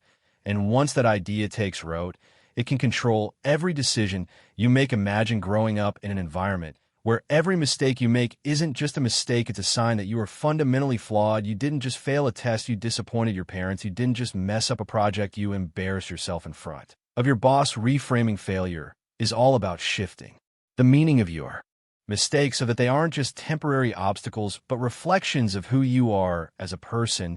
And the more you believe that, the more control someone else is over you. Take the North Korean regime in that society. Failure isn't just about personal shortcomings, it's framed as betrayal. If you fail to meet work quotas, you're not just an unproductive worker, you're failing the state, your family, and your leader. You're an enemy of progress. That kind of reframing forces people into submission because now their failures don't just belong to them, they have consequences for everyone around them. But this kind of manipulation isn't limited to extreme regimes. It happens in workplaces, relationships, and even everyday conversations. Have you ever worked for a boss who made you feel like every small mistake meant you weren't cut out for the job? That's not just criticism, it's reframing. Instead of failure being a step toward learning, it becomes a sign that you are inadequate. The more this is reinforced, the more people become afraid to take risks, speak up, or even leave toxic work environments. They aren't just scared of failing, they're scared that failure means they aren't good enough to succeed in the first place. It happens in relationships too. A manipulative partner can reframe failure in a way that makes you feel dependent on them. They might say things like, "See, you always do this," or maybe you're just not capable of being in a relationship. Suddenly, you don't just feel like you made a mistake, you start to believe that you are the mistake. Over time, this erodes confidence, making you feel like you're lucky to even be tolerated, let alone loved. And once that idea settles in, it's easy for someone to control you. One of the darkest aspects of this trick is how it makes people internalize the belief that they deserve their situation. If you can convince someone that failure is a reflection of their worth, they won't even try to change their circumstances. They'll stay in bad jobs and abusive relationships, in toxic friendships, not because they want to, but because they've been made to believe that any attempt to leave will only end in more failure. And since failure is tied to their identity, they avoid it at all costs. The scariest part is that people don't even realize it's happening. They blame themselves instead of questioning the person or system that is feeding them this belief. They work harder, stay quieter, shrink themselves down just to avoid that crushing sense of failure. But here's the truth: failure is not personal, it is not permanent, and most importantly, it is not defined by someone else. If someone else controls what failure means to you, they might just control you too. What happens if someone keeps telling you that you're insane? At first you'd reject it, you know who you trust your own mind. But over time something shifts. Maybe you are a difficult person, maybe you do overreact, maybe you're not as rational as you thought. And if enough doubt creeps in, you might start believing the one thing you never thought possible. Maybe they're right. This is gaslighting, a psychological weapon designed to make you question your own perception of reality. It's not just lying, it's erasing truth itself and replacing it with something more convenient for the manipulator. And the worst part, by the time you realize what's happening, if you ever do, you're already trapped. The term comes from a 1944 film, Gaslight, where a husband slowly convinces his wife that she's losing her mind. He dims the lights in their home, then denies that anything has changed when she notices the goal to make her doubt herself so completely that she becomes dependent on him. But this isn't just a movie trope, it's a real-world manipulation tactic used in toxic relationships, cults, politics, and even corporations. Gaslighting works because it destabilizes reality itself. It starts subtly. The manipulator denies things they've said or done, even when there's proof. "I never said that," you're making things up. At first you argue back, but over time, hearing the same denials over and over chips away at your confidence. Next, they attack your ability to think clearly. You're always so dramatic, you overanalyze everything. Soon you start doubting your own judgment, convincing yourself that maybe you are the problem. Then comes emotional manipulation. Any reaction you have is dismissed. "Why are you so sensitive? You always blow things out of proportion." The goal is to make you question your right to feel the way you do. Eventually, you start second-guessing your own emotions, apologizing when you shouldn't. And then the final step, isolation. Gaslighters don't want you hearing outside perspectives, so they slowly cut you off from other influences. They tell you your friends are making you paranoid that your family doesn't really understand you. Bit by bit, they become the sole authority on what's real at this stage. They don't need to manipulate you anymore. You do it to yourself. You stop questioning them. You silence your own doubts before they even have a chance to surface. You accept their version of events, not because you want to, but because your mind no longer trusts itself to disagree. Gaslighting is terrifying because it doesn't just manipulate your thoughts, it rewrites who you are. It makes you abandon yourself, handing over control to someone else without even realizing it. And by the time you finally see the truth, if you ever do, it feels impossible to break free. Because how do you fight back when you don't even know what's real anymore? Guilt tripping. There's a way to control someone without force, without threats, without a single raised voice. You don't have to argue, persuade, or command. All you have to do is make them feel guilty. Guilt tripping and shame inducement are some of the most powerful psychological weapons capable of turning people into puppets without them ever realizing it. The victim believes they're acting out of free will when in reality their emotions are being manipulated like strings on a marionette. Think about it. How many times have you done something not because you wanted to, but because you felt bad if you didn't? Maybe you agreed to a favor even though you were exhausted. Maybe you apologized for something that wasn't your fault. Maybe you stayed in a toxic relationship because leaving would make you feel like a terrible person. That's guilt tripping in action, and it's terrifyingly effective. The trick is simple. First, the manipulator plants the seed of guilt, subtly twisting reality to make the victim feel responsible for their suffering. A parent sigh. After everything I've done for you, this is how you treat me. A friend says, I guess I just don't matter to you anymore. A partner says, I sacrifice so much for this relationship, and you're just going to walk away. None of these statements directly tell the victim what to do. They don't have to. The guilt does all the work, but guilt alone isn't always enough. That's where shame inducement comes in. Guilt makes you feel bad about something you did. Shame makes you feel bad about who you are. It's not you forgot my birthday. It's you're a terrible friend. It's not you made a mistake at work. It's you're completely incompetent. When someone internalizes shame, they stop fighting back. They don't just feel like they did something wrong.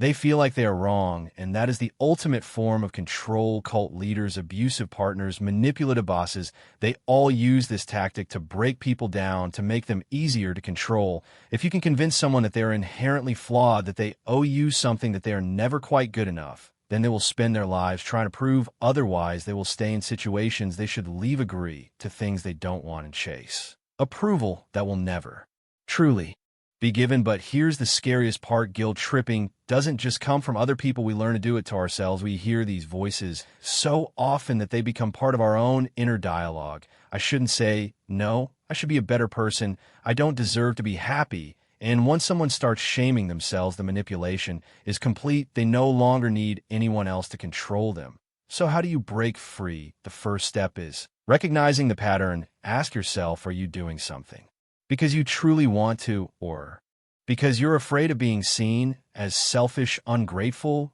or a disappointment? Are you accepting blame that isn't yours? Are you constantly trying to earn approval that keeps moving just out of reach? Once you start questioning the guilt, you strip it of its power, because the truth is no one else gets to decide your worth. And the moment you stop playing their game, the spell is broken. The contrast principle. Imagine you walk into a store to buy a new suit. The salesperson greets you with a warm smile and immediately brings out the most expensive option in the store, a designer suit that costs well beyond your budget. You shake your head saying it's too much, but then they show you a second suit, still pricey, but significantly cheaper than the first. Suddenly, this second suit seems like a bargain, and you convince yourself it's a great deal. Without realizing it, you've just fallen for the contrast principle, a psychological trick that alters how we perceive value, making things seem better or worse depending on what they are compared to. This principle works because our brains don't evaluate things in isolation. We understand value by comparison. A $100 shirt feels absurdly expensive if you've just been looking at $20 shirts. But if you've just been shown a $500 jacket, that same $100 shirt suddenly feels reasonable. This mental shortcut happens so fast that you don't even realize you're being influenced. It's one of the most effective persuasion tactics in existence. Salespeople, marketers, real estate agents, and even high press negotiators use it constantly. Ever noticed how luxury car Dealerships show you the most expensive models first. That's by design. After seeing a car that costs $100,000, a $60,000 car feels like a steal, even if it's still outrageously expensive. The contrast principle exploits your perception, not the actual value of what you're buying. But here's where it gets truly dark. This trick isn't just used in sales, it's used to manipulate behavior decisions and even how we judge people. Imagine a company introducing a terrible policy: longer work hours, fewer benefits. Employees revolt, refusing to accept it. Then management compromises by offering a slightly less awful policy. Suddenly, employees feel relieved and accept the new conditions, even though they're still much worse than before. The trick, the second option, was always the intended goal. The first one was just there to make it look better. By comparison, this same technique is used in politics and media. Have you ever noticed how particularly controversial law or policy is first introduced in its most extreme form? Outrage follows people demand change, then a less extreme version is proposed, and people breathe a sigh of relief. They accept it not because it's good, but because it looks better in contrast to the worse option. And then there's the manipulation of human relationships. Let's say someone wants you to accept mistreatment or control. They might start by treating you terribly, being overly critical or distant. Then suddenly they give you a small kindness, a compliment, a gift, a moment of attention. That kindness feels huge in comparison to the prior mistreatment, and suddenly you feel great, even loyal. This is textbook emotional manipulation, and it keeps people trapped in toxic relationships or social dynamics they would have rejected outright under normal circumstances. What makes this trick so insidious is that it feels completely natural. Your brain truly believes the second option is better. It doesn't feel like manipulation, and once this principle is in play, escaping it becomes nearly impossible unless you know what's happening. So how do you fight it? The key is absolute awareness. Whenever you're making a decision, ask yourself, am I judging this based on its actual value, or is something else influencing my perception? Because in the end, the real danger of the contrast principle isn't that people use it against you, it's that you might never even realize they did. Emotional blackmail, this psychological trick, is so powerful that it can make people betray their values, stay in toxic relationships, and feel trapped in their own lives. It's not hypnosis. It's not mind control. It's something worse. And the scariest part, most people don't even realize it's happening to them. Picture this: a mother tells her child, if you leave me and move away, I don't know how I'll survive. A partner says, if you really love me, you wouldn't question me. A friend warns, after everything I've done for you, you owe me. These aren't just guilt trips, they're calculated forms of control. This is emotional blackmail, a psychological manipulation tactic where someone exploits your emotions, fear, guilt, and obligation to get what they want. They don't ask, they don't force. Instead, they make you feel like denying them is cruel, selfish, even dangerous.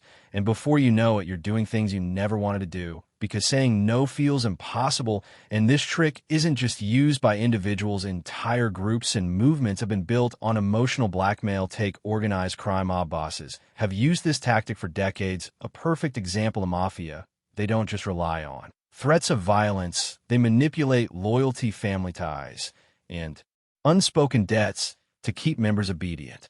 A small favor is granted, an act of generosity extended, but there's an unspoken rule: refusing to reciprocate is betrayal. The idea of walking away isn't just dangerous, it's made to feel morally wrong. That's how deep emotional blackmail can go. But it doesn't take a crime syndicate to use this trick. It happens everywhere in relationships, where one partner constantly threatens to leave if they don't get their way, in families where one person controls everyone else through outbursts and silent treatment, at work where employees are made to feel guilty for setting boundaries. And it always follows a pattern. First, the manipulator makes a demand, subtle or direct. They want something from you, but instead of asking, they set a trap. Next, they trigger guilt, fear, or obligation. Maybe they act hurt, maybe they explode in anger, maybe they withdraw affection. Finally, they offer you a way out. If you just do what I say, everything will be fine. And just like that, you're trapped, not because you can't say no, but because it feels like saying no will destroy everything. So how do you break free? It starts with recognition. If someone makes you feel like your emotions are being used against you, step back. If setting a boundary results in threats, guilt tripping, or emotional punishment, you're being manipulated. And the key to breaking free isn't arguing, justifying, or explaining. It's refusing to play the game. And here's the chilling truth. Emotional blackmailers don't want love, fairness, or respect. They want control,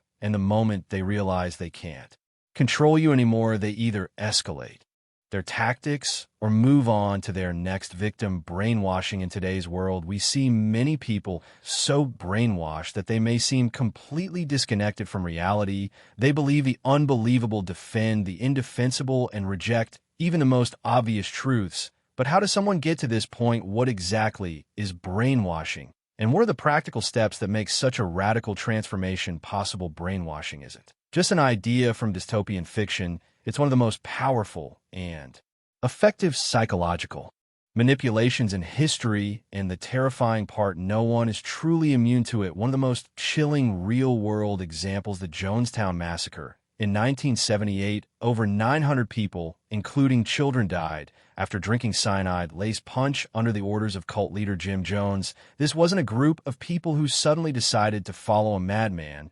They were conditioned step by step until their critical thinking was completely overridden. They truly believed they were making their own choices. That's the power of brainwashing. It doesn't force you to change. It makes you want to. So how does it actually happen? It follows a pattern: isolation, destabilization, indoctrination, and reinforcement. A process so effective that once it takes hold, escaping feels impossible. The first step is isolation. When you control the information someone has access to, you control their perception of reality. Jim Jones did this by moving his followers to a remote compound in Guyana, cutting them off from outside influences in everyday life. This happens in media bubbles, extremist groups, and even in toxic relationships where only one perspective is constantly reinforced. The more someone's worldview is shaped by a single source, the less they question it. Next comes destabilization, breaking down a person's mental defenses. This is done through exhaustion, fear,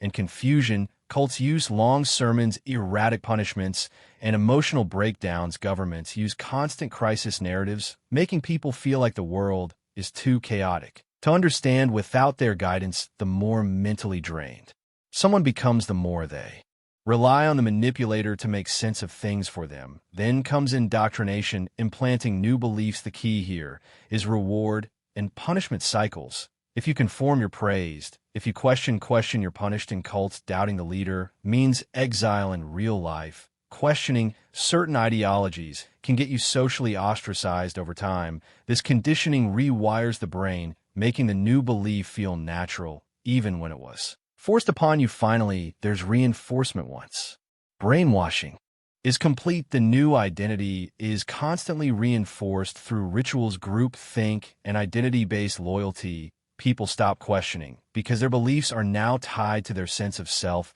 They don't feel brainwashed, they feel enlightened.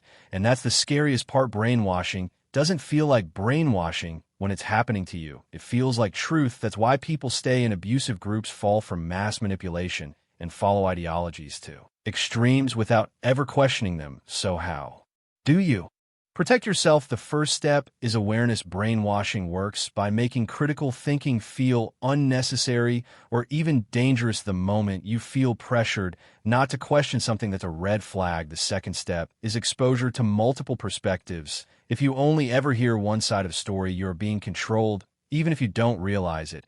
And the third step, pay attention to emotional manipulation, fear, guilt, outrage. These are the tools used to override logic whenever your emotions are being used to shape your beliefs. Stop and ask yourself, who benefits from me thinking this way? Because once your mind is rewritten, you won't even realize it happened. Playing on insecurities. Everyone has insecurities, small whispers of doubt that creep into the back of your mind. Am I good enough? Do they really like me? What if I fail now? Imagine someone knowing exactly what those insecurities are and using them to control you. This is one of the darkest psychological tricks, weaponizing insecurities to manipulate behavior and It happens everywhere in relationships, in workplaces, and politics, even in the ads you see every day. One of the most infamous examples, Bernie made Off's Ponzi scheme. He didn't just steal billions, he exploited his victims' deepest fears. He preyed on wealthy investors who feared missing out. He made them feel special, chosen part of an exclusive club. And once he had them hooked, he used their greed, self-doubt, and desire for status against them. The result, people kept giving him money even when the red flags were right in front of them. That's how this trick works. It starts by identifying someone's deepest fears or desires, then twisting them. A romantic partner subtly makes you feel unattractive, so you seek their validation. A boss hints that you're replaceable, so you work harder for less. A friend constantly reminds you of your past failures to keep you in check. The goal to make you dependent on their reassurance, their approval, their protection. And here's why it's so effective: insecurities, cloud judgment. When someone makes you feel like you're not good enough, you start to second-guess yourself. You become more willing to prove your worth, even at your own expense.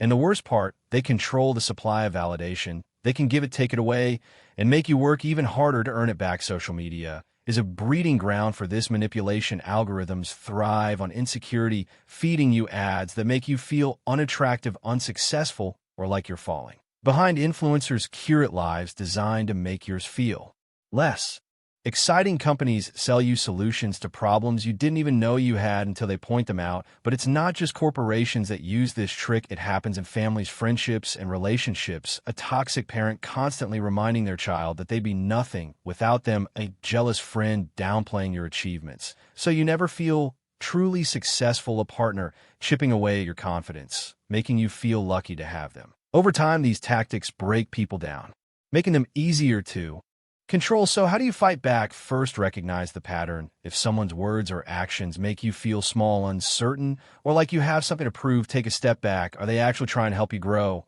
Are they making you dependent on their validation? Second, rebuild your confidence outside their influence. The less power someone has over your self-worth, the harder it is for them to manipulate you. And finally, remember this: no one who truly cares about you will ever use your insecurities against you. Because the most dangerous thing about this trick isn't just that people fall for it, it's that they often don't even realize it's happening until it's too late. Cultivating dependence. There's a reason cult leaders, abusive partners, and authoritarian regimes rarely use physical chains. They don't need to. The most effective way to control someone isn't to lock them up, it's to make them believe they can't survive without you. This is the dark art of engineered dependence, a psychological trick designed to make people abandon their own independence, willingly handing over control to someone else. And it works because it taps into something fundamental: the human need for connection. It starts with removing options one by one, not through force, but through subtle manipulation. A partner insists your friends don't really care about you. A group warns your family is toxic, you need to cut them out. A leader whispers, only we know the truth, the outside world is dangerous. At first it feels like a suggestion, but soon it becomes a rule, then a belief, until one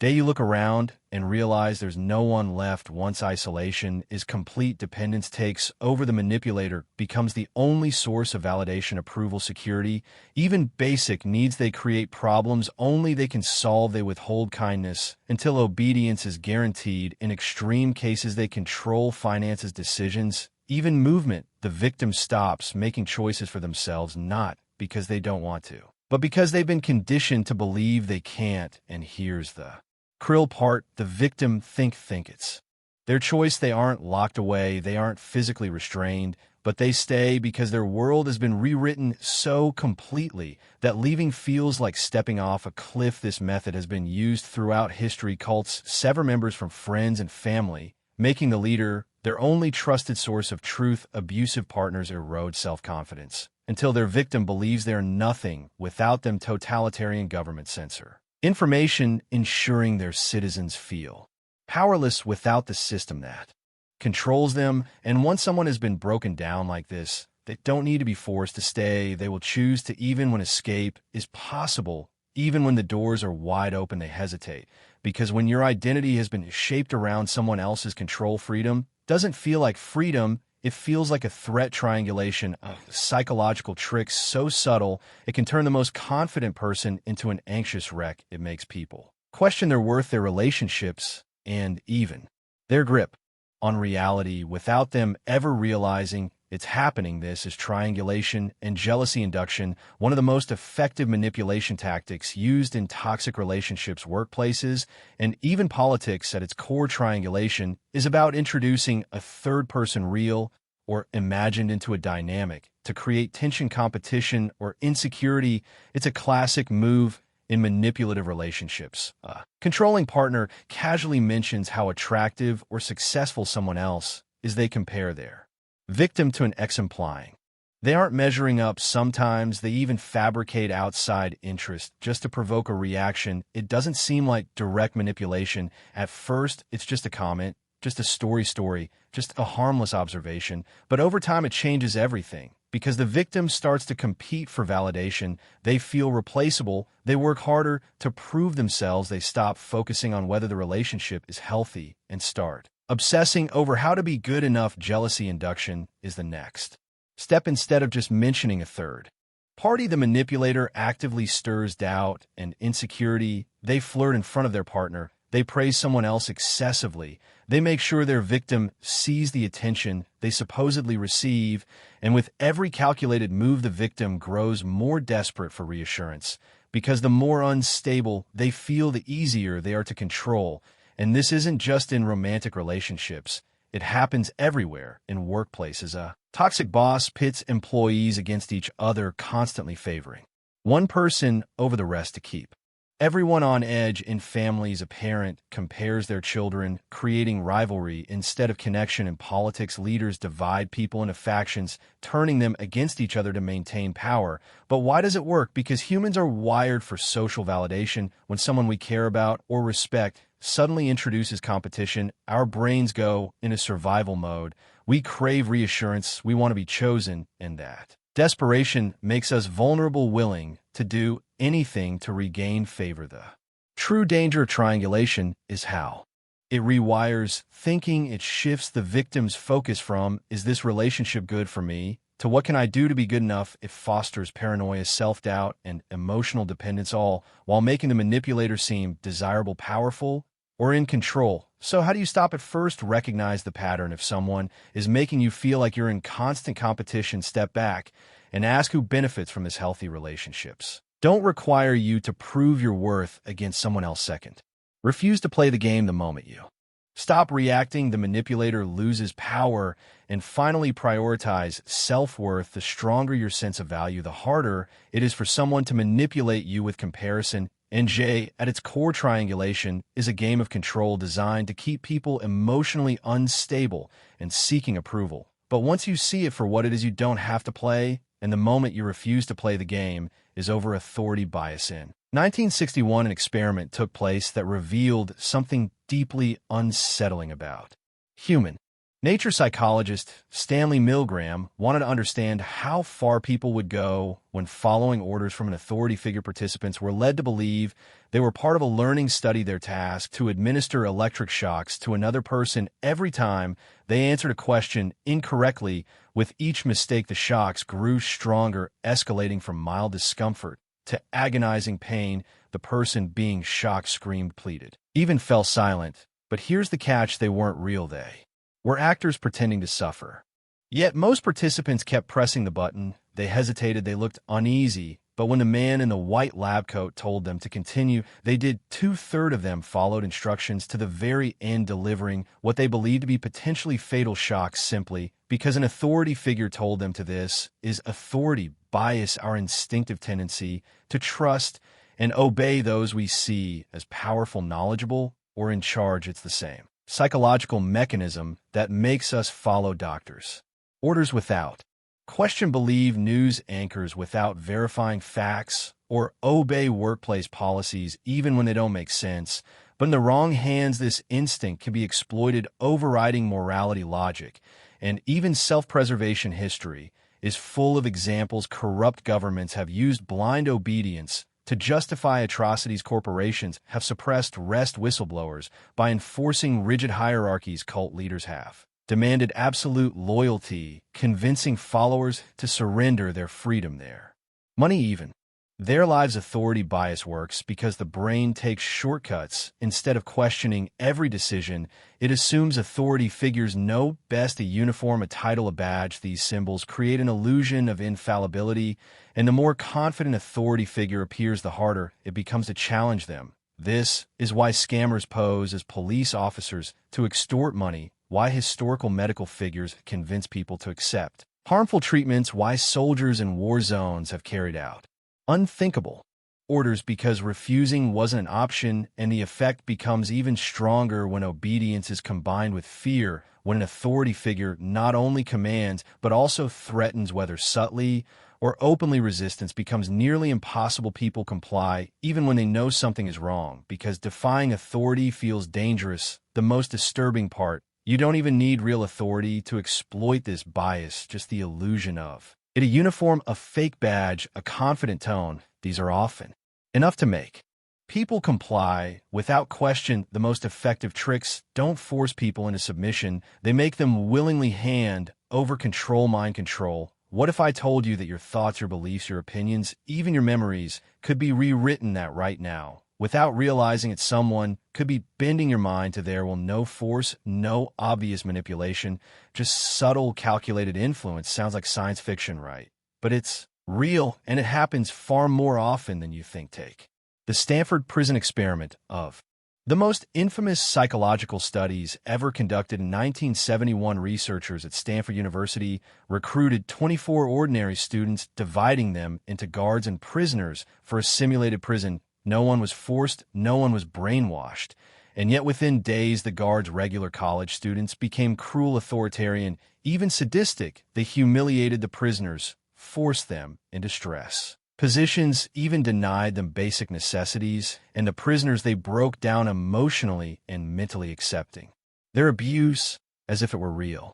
All of this happened not because anyone told them to, but because of psychological erosion, the slow, insidious breakdown of personal identity under the right conditions. The first step, isolation, remove people from their normal environment, and they become vulnerable. Their reality shrinks, their world narrows to whatever they're told. The prisoners in the experiment weren't physically trapped, but psychologically they were. And it's not just experiments or cults where this happens. Governments, corporations, even toxic relationships, control thrives where people stop questioning. The human brain craves patterns, repetition, familiarity.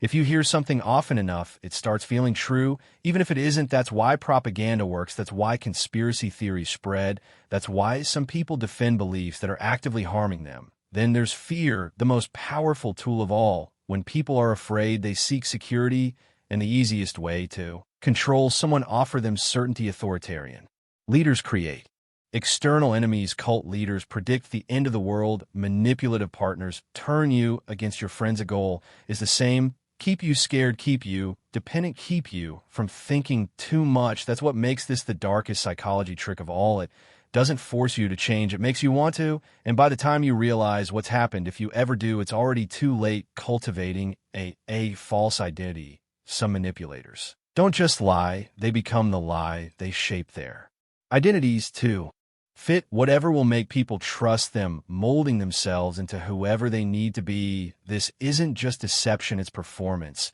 And when done well, it's nearly impossible to detect. Frank Abagnale, the real-life con artist behind Catch Me If You Can, pulled off one of the most audacious identity scams in history. Before the age of 21, he had successfully posed as a pilot, a doctor, and a lawyer, bluffing his way into positions of authority with nothing but charm, confidence, and carefully chosen details. His entire persona was an illusion, but it worked because he understood a fundamental truth: people don't question what looks real enough. We instinctively judge others based on surface-level cues. Someone who acts like they belong, who speaks with conviction, who looks the part. Our brains fill in the gaps, assuming they must be who they claim to be. A skilled manipulator doesn't just tell lies, they create a version of themselves that people want to believe, and once they establish a false identity, something strange happens. The illusion feeds itself. Others begin reinforcing it, vouching for the manipulator, defending them, even ignoring red flags. If enough people believe the lie, it becomes reality. Cult leaders convince their followers of divine wisdom. Scammers build reputations that seem untouchable. Even entire societies have been swayed by figures who were never who they claim to be. A false identity doesn't just fool others, it can warp the manipulator's own sense of reality. When someone fully embraces their fabricated persona, the line between deception and truth disappears for them and for everyone around them. And once that happens, even they may no longer know what's real. Social proof. Exploitation. In 1968, a woman named Kitty Genovese was attacked outside her apartment in New York. She screamed for help for nearly half an hour. Dozens of people saw or heard the assault, yet no one intervened.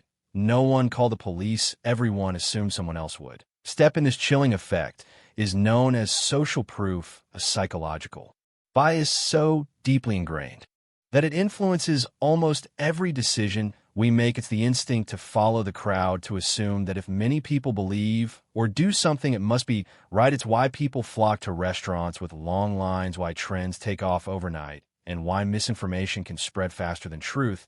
But when social proof is manipulated, it becomes a weapon. Advertisers use it constantly. They tell you millions of people love their product, that it's a #1 bestseller, or that everyone is switching to a new service you might have never looked into it yourself. But the illusion of mass approval makes you instinctively trust it. Even a handful of fake reviews can be enough to push someone toward a purchase. Scammers use the same trick. Ever seen a product flooded with glowing but suspiciously similar reviews? A cryptocurrency hyped up by bots on social media, a sudden verge of accounts promoting a false narrative. These tactics manufacture credibility where none exists. It's the same method used by cults, Ponzi schemes, and propaganda. Machines make people believe everyone else is doing it and they'll follow. But the real danger of social proof isn't just in marketing, it's in how it controls behavior. And group studies show that the more people witness an emergency, the less likely anyone is to help. It's called the bystander effect. Everyone assumes someone else will take responsibility, and in extreme cases, a social proof fuels mob mentality. A person who would never commit violence alone might do so in a crowd because it feels justified. Morality gets outsourced. If no one else is stopping it, it must be okay. And here's where it gets unsettling. It doesn't take much to trigger social proof. A few planted opinions, a handful of fake followers, a carefully orchestrated trend, and suddenly the illusion becomes real. Once enough people believe something, even skeptics start to fall in line. The scariest part, most people will never realize they've been manipulated. They'll follow the crowd, convinced they made the decision themselves. Obligation. A small favor can feel harmless. Even thoughtful someone buys you lunch, and the next time you feel an unspoken need to return the gesture, a friend helps you move, and suddenly you hesitate when they ask for a favor. Even if it's inconvenient, it's not forced, it's not demanded, but the weight of obligation lingers. This instinct, the need to reciprocate kindness, is natural. It holds friendships together, builds trust, and keeps social exchanges fair. But when used as a tool for control, it becomes something else entirely. In the 1970s, members of the Hare Krishna movement stood in airports, handing out flowers to strangers. No catch, no expectation, just a gift. But moments later, they would ask for a donation. And most people, even those who didn't want the flower, gave the money not because they had to, but because they felt they should. A simple act of generosity became a carefully crafted trap, bringing in millions of dollars from people who simply didn't want to seem ungrateful. This is how the reciprocity principle works. It doesn't demand, it makes you feel like saying no is wrong. It starts with small things, a compliment, a favor, a helping hand, until the sense of debt grows. And when someone calls in that debt, rejecting them feels like breaking an unspoken contract. In personal relationships, this kind of obligation can turn into quiet manipulation. A partner showers you with gifts and attention, then later reminds you how much they've done for you. When they need something in return, a friend who has always been generous suddenly makes you feel guilty for not being as available as they want. The balance shifts, and what once felt like kindness becomes something you can't refuse. This tactic extends beyond personal interactions. Businesses give free samples because they know people are more likely to buy after receiving something at no cost. Charities send small gifts in the mail before asking for donations, making it harder to ignore the request. Scammers pretend to help before making their ask, ensuring you feel obligated to return. The favor and the weight of obligation isn't easy to shake. It lingers, making people stay in bad situations, agree to things they wouldn't normally accept, and hesitate when they should walk away. Recognizing this trick is the first step to avoiding it. Not every favor needs to be repaid. Not every act of kindness comes with strings. If saying no makes you feel guilty, ask yourself, was this really a gift, or was it a transaction disguised as one? Stockholm Syndrome. There's a moment in every hostage situation where the victim should fear their captor, hate them, fight them, do whatever it takes to escape, but sometimes something strange happens instead. The victim starts defending them, trusting them, even loving them. It sounds impossible, but it's not. The name Stockholm Syndrome comes from a 1973 bank robbery in Stockholm, Sweden. 4 hostages were locked inside a vault for 6 days, terrified and powerless. When the police finally rescued them, something bizarre happened. Instead of thanking their saviors, the hostages defended their captors. One even raised money for their legal defense. The world was baffled. How could victims side with the very people who threaten their lives? But this wasn't an isolated case. It happens in kidnappings, cults, abusive relationships, even prisoner of war camps. And the reason why is terrifying. Stockholm Syndrome isn't about weakness, it's about survival. When a person is trapped and powerless, their brain stops looking for ways to fight and starts looking for ways to cope. The captor controls everything: food, movement, even whether they live or die. And in that situation, the mind does something disturbing. It rewires fear into attachment. It starts with small acts of mercy. A kidnapper allows their hostage to eat. An abuser apologizes after an outburst. A cult leader offers protection from an outside threat. These tiny gestures create a twisted reality. The victim starts seeing their captor as their savior, not their oppressor. Because when someone is both the source of your fear and your comfort, your mind clings to the comfort. Then comes isolation. The victim is cut off from the outside world, forced to rely only on their captor. Words. Over time, their own sense of self erodes. They stop questioning. They start justifying. This is why abuse victims often defend their abusers, why hostages sometimes refuse to escape, even when given the chance. It's not about logic, it's about survival. And finally, dependency locks the victim in a place when their only way to stay safe is to keep their captor happy. They stop resisting. They start working for them instead of against them. They might even feel gratitude, loyalty, love. This is why Stockholm Syndrome is so terrifying. It proves just how fragile human perception can be. The mind will betray itself to survive, twisting reality until captors become protectors and victims defend their own suffering. And the worst part, most people don't even realize it's happening until it's too late. Learned helplessness. In 1973, Patty Hearst, a wealthy eyes, was kidnapped by a militant group called the Symbionese Liberation Army. At first, she resisted. She was beaten, locked in a dark closet, and isolated for weeks. But then something terrifying happened. Months later, she was seen holding a gun, robbing a bank alongside her captors. The world was stunned. How does someone go from being a victim to willingly committing crimes with the very people who torture them? This wasn't just a hostage situation. It was a textbook case of psychological breakdown. It starts with breaking a person down when someone is placed in a situation where they experience repeated punishment, failure, or isolation. Their mind adapts in a disturbing way. They stop seeing escape as an option. Even when the door is wide open, they don't run. This isn't just a theory. Psychologists first discovered it in an experiment with dogs. They placed the animals in cages with electric flaws. At first, the dogs tried to escape, but after being shocked repeatedly with no way out, they gave up.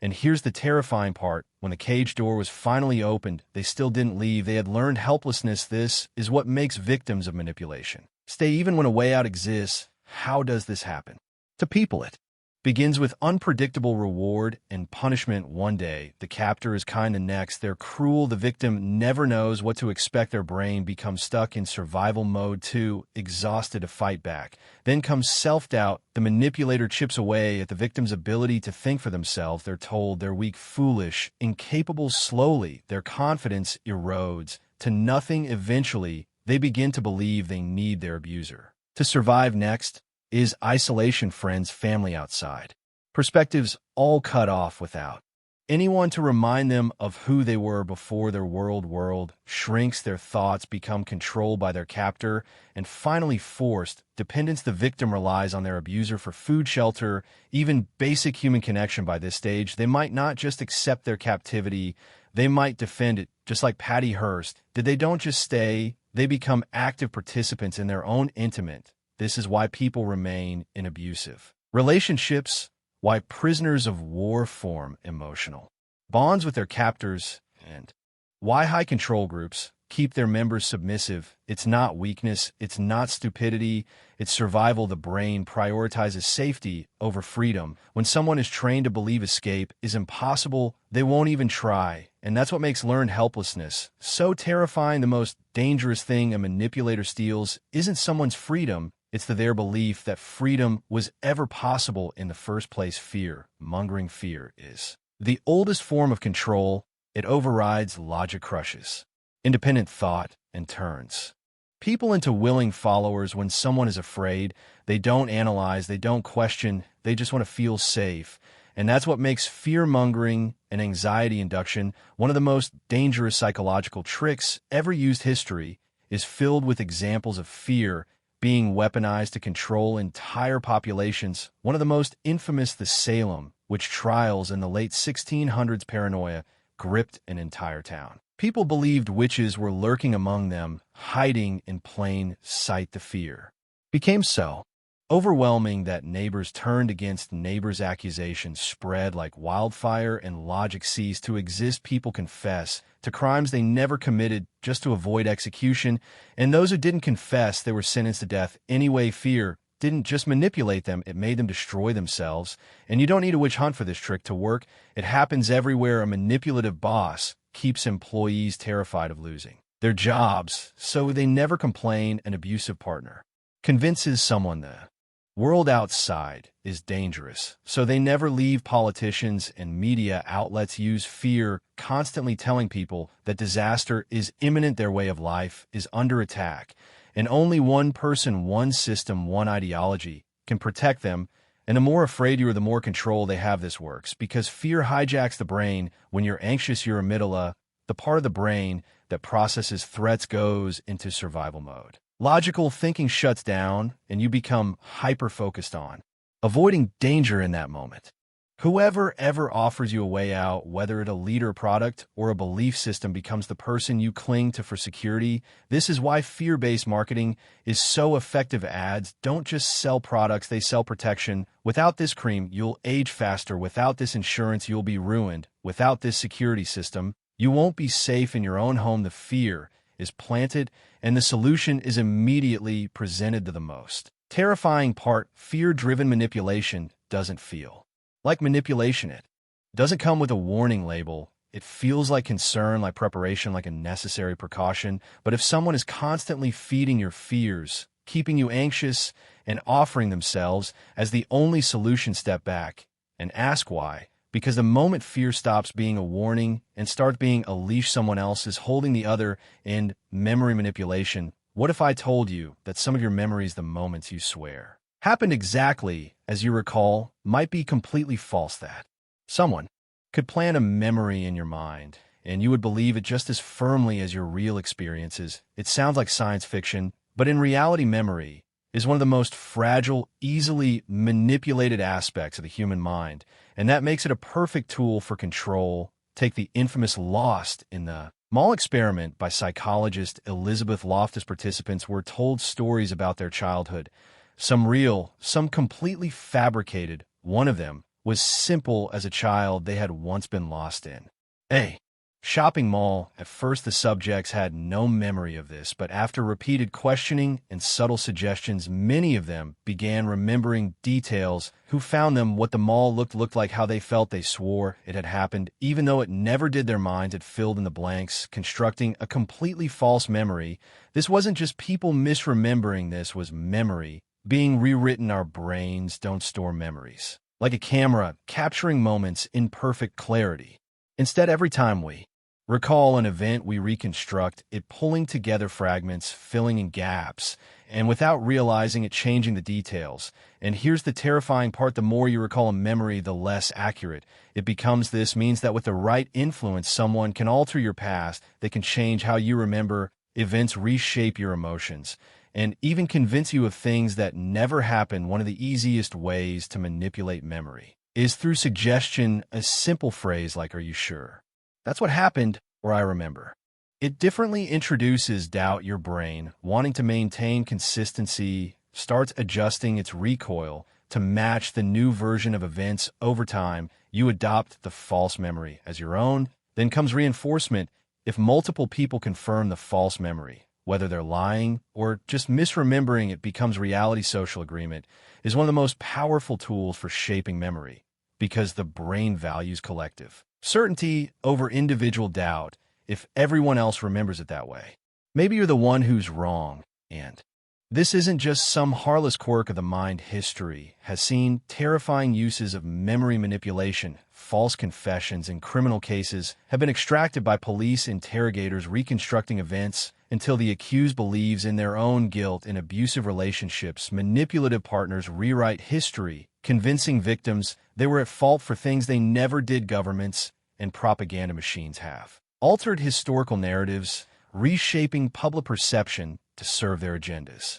Memory is the foundation of identity. It shapes who we are, what we believe, and how we see the world. But what happens when someone else takes control of it? If your past could be rewritten, then so can your future. And by the time you realize your mind has been altered, if you ever do, it's already too late. Public shaming. For centuries, public shaming has been one of the most effective tools of control. It can strip a person of their dignity, isolate them from their community, and turn them into a cautionary tale, whether it's a medieval village gathering to mock a criminal in the stocks or a social media mob tearing apart someone's reputation. The psychology behind it remains the same. Public shaming isn't just about punishment.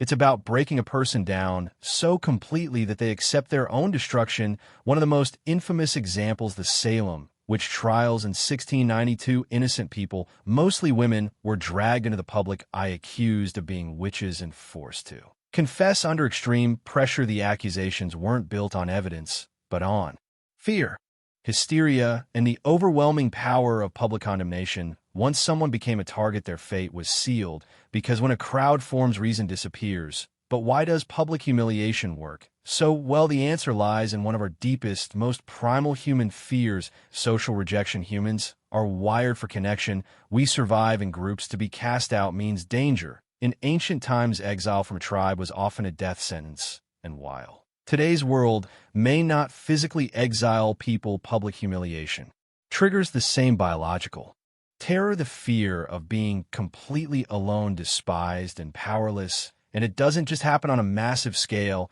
It happens everywhere: in workplaces where a boss ridicules an employee in front of others, in classrooms where a student is shamed for making a mistake, in relationships where one partner humiliates the other in front of friends. It's a power move designed to make the victim feel small, weak, and dependent on the person or group that shamed them. And here's where the psychological trap deepens. After the humiliation, many victims seek approval from their abuser. Instead of fighting back, they try to regain acceptance, making them even easier to manipulate.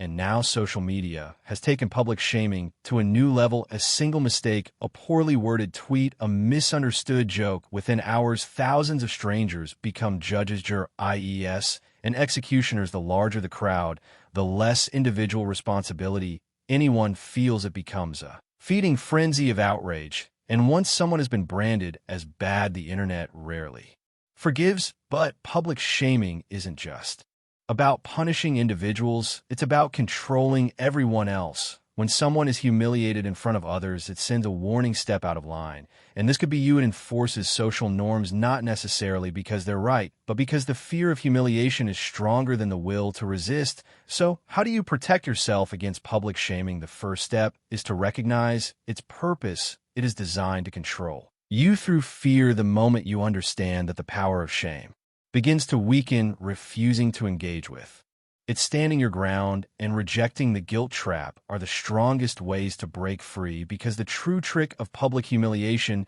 is that it relies on one thing: your belief that you deserve it.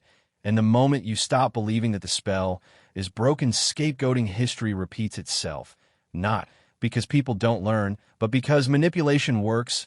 And one of the oldest, most dangerous psychological tricks is scapegoating, the art of blaming a single person or group for problems they didn't create. It's a tactic so powerful that it has fueled witch hunts, toppled governments, and destroyed countless lives. A perfect example: the Salem witch trials in the late 1600s. Paranoia gripped the Massachusetts Bay Colony.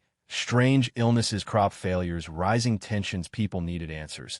And instead of facing the complexities of reality, they turned to a simple, chilling conclusion: witchcraft. Dozens of people, mostly women, were accused. With little to no evidence, neighbors betrayed neighbors, executions followed.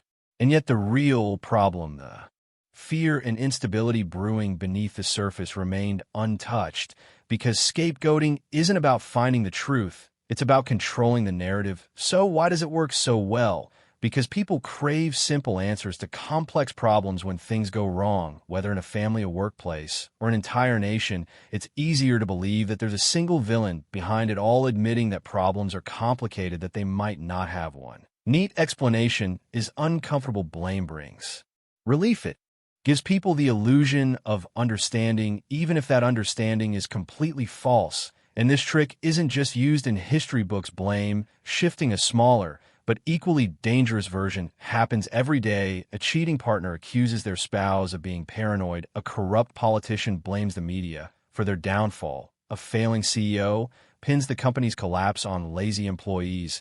It's a psychological sleight of hand, redirecting attention so the real problem stays hidden. And the more this trick is used, the harder it becomes to see the truth. The scapegoat becomes the distraction. The real causes of the problem remain untouched, and people become so invested in their blame that they reject any evidence that contradicts it. This is how entire groups have been persecuted throughout history, not because of what they did, but because someone needed a villain. So how do you avoid falling into this trap? Look beyond the obvious. If a problem is being reduced to a single enemy, ask yourself who benefits from this, what's being ignored, while all attention is focused on the scapegoat. And most importantly, are you being manipulated into believing an easy lie over a difficult truth? Because the most effective form of control isn't force, it's fear. And when that fear is given a face and name, a scapegoat, it becomes the perfect weapon. The seeds of self-doubt. You don't need chains to keep someone trapped. Sometimes all it takes is a whisper in their mind, one that makes them question everything they once knew about themselves. The most insidious form of control doesn't come from force or coercion. It comes from planting a simple thought: what if I'm not good enough? This is the art of sowing self-doubt, a psychological trick that can dismantle confidence, reshape reality, and keep someone locked in a cycle of second-guessing themselves. And the worst part, once the seed is planted, most people water it themselves. A classic example, the infamous MGRM experiment. While it's often remembered for obedience to authority, there's something more subtle at play. Participants weren't just pressured into shocking others, they were gradually led to doubt their own moral instincts. At first they resisted, but after being repeatedly told it's fine, keep going, you have to do this, many began to question their own judgment. If they hesitated, the authority figure reassured them. And with each step forward, their resistance weakened. By the end, they weren't just following orders, they had convinced themselves that their hesitation was misplaced, that maybe they were overreacting. That's how self-doubt works. It doesn't strike all at once, it seeps in slowly, often through calculated strategic manipulation. It can start with a simple comment: are you sure that's the right choice? That doesn't sound like you. You always mess things up like this. When repeated enough, it forces the brain to spiral. It makes people look for evidence that maybe, just maybe, those doubts are true. And once someone starts believing it, their confidence collapses like a house of cards. Skilled manipulators use this to control others without ever lifting a finger. If you make someone doubt themselves enough, they'll look to you for validation. They'll become dependent on your approval, constantly seeking reassurance that they're making the right choices. Over time, they lose trust in their own judgment, and start deferring to the person who knows better. This is how toxic relationships thrive.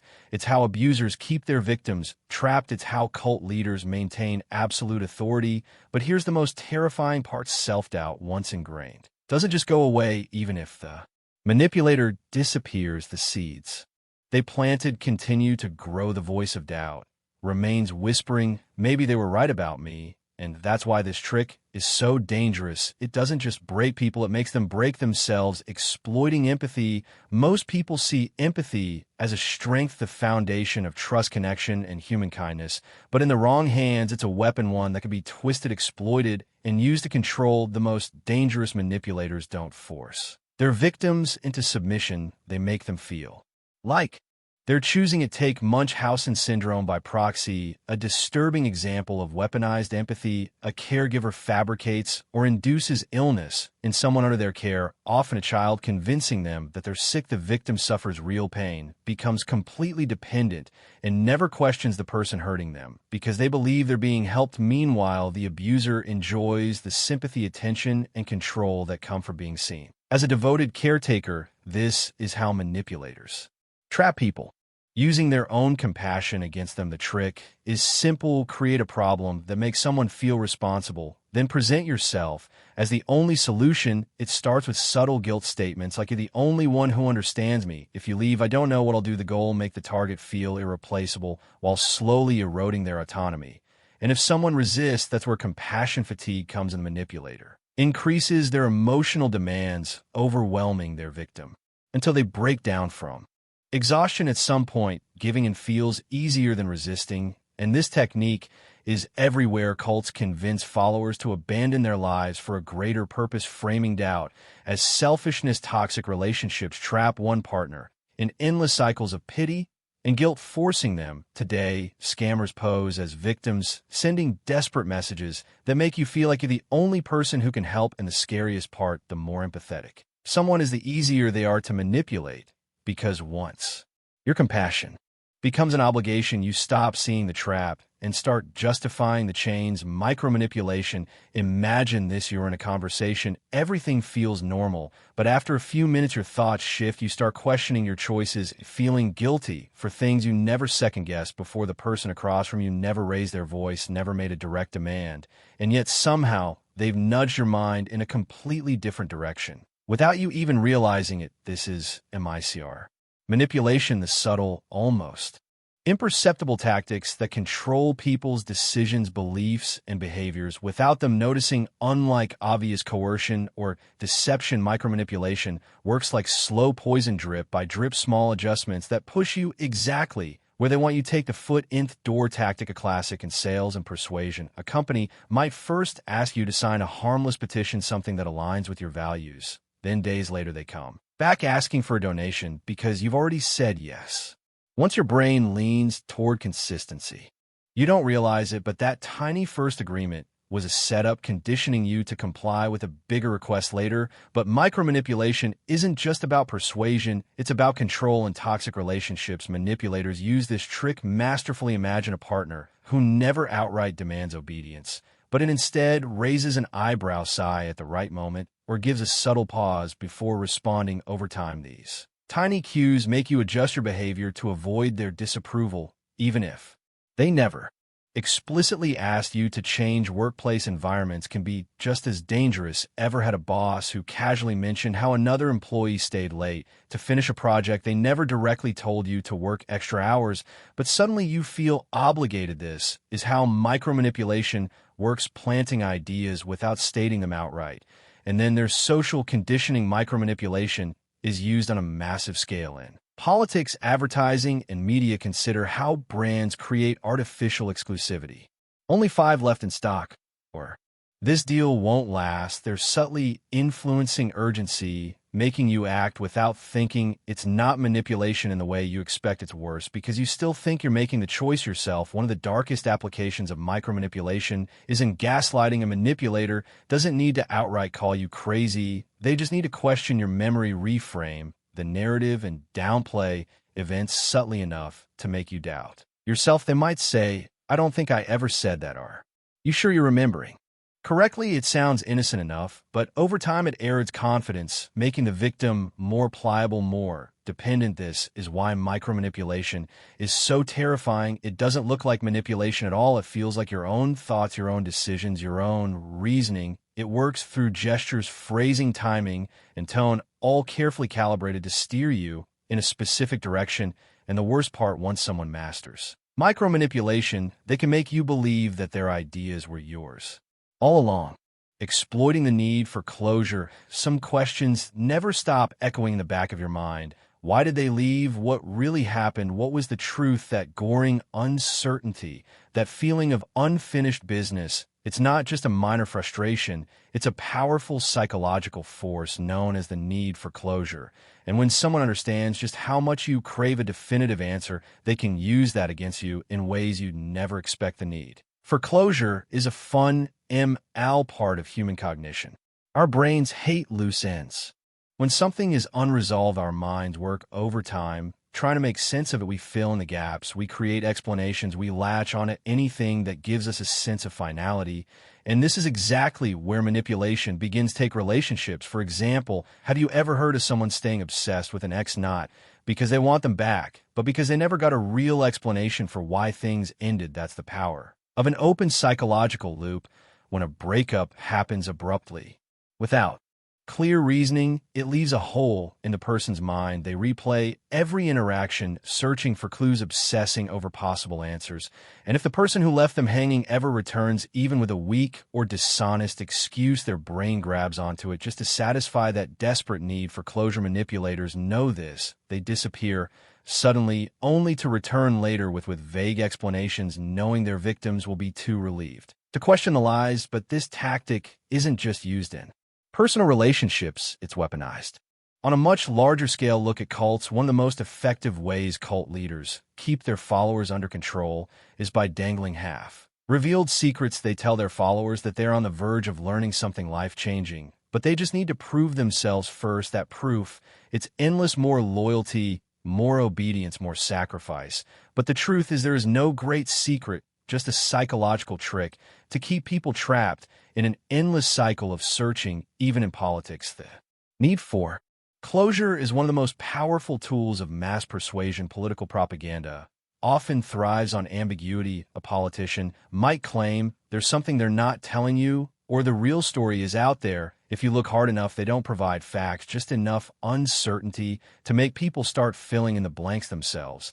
And here's the dark part. When people are forced to create their own explanations, they tend to believe them more strongly than actual facts. Marketers also use this trick every single day. Cliffhangers, vague advertisements, mysterious teasers, all designed to keep you hooked. Ever noticed how TV shows end with unresolved plot lines, or how a brand hints at an exciting product reveal but gives no details? They do this because they know your mind won't let it go. You'll keep thinking about it, looking for clues, searching for answers until you give in and buy whatever they're selling. But here's where it gets really unsettling. Our need for closure makes us accept any answer, even if it's false. Studies show that when people are desperate for resolution, they become far more susceptible to misinformation, conspiracy theories, and outright lies. It's easier to believe a convenient lie than to live with lingering uncertainty. This is why cult members cling to false teachings, why people fall for scams,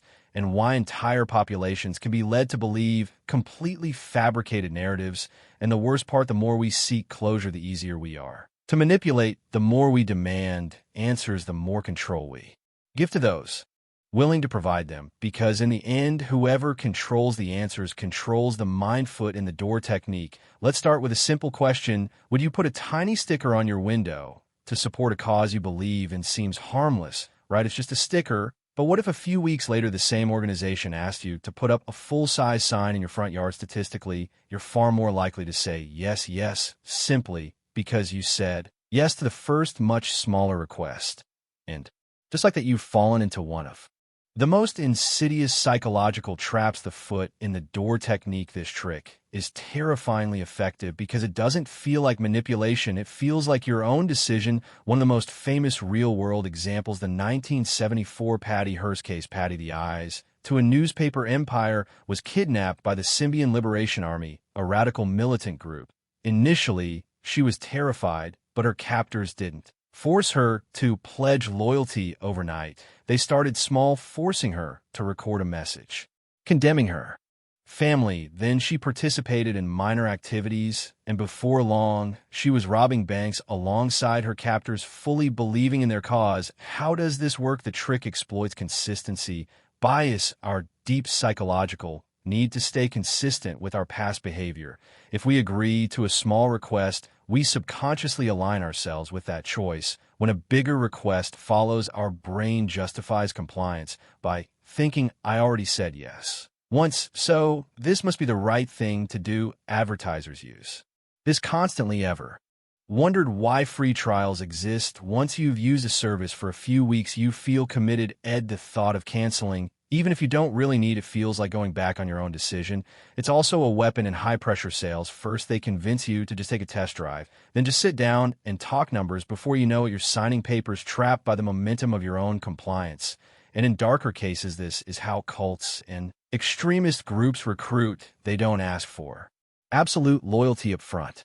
Instead, they start with something small: attend a meeting, sign a petition, donate a small amount. The deeper you go, the harder it becomes to say no, because once you take that first step, you're already walking down the path they chose for you. Think about this: the next time someone asks for a small favor, the request itself might not be the real trap.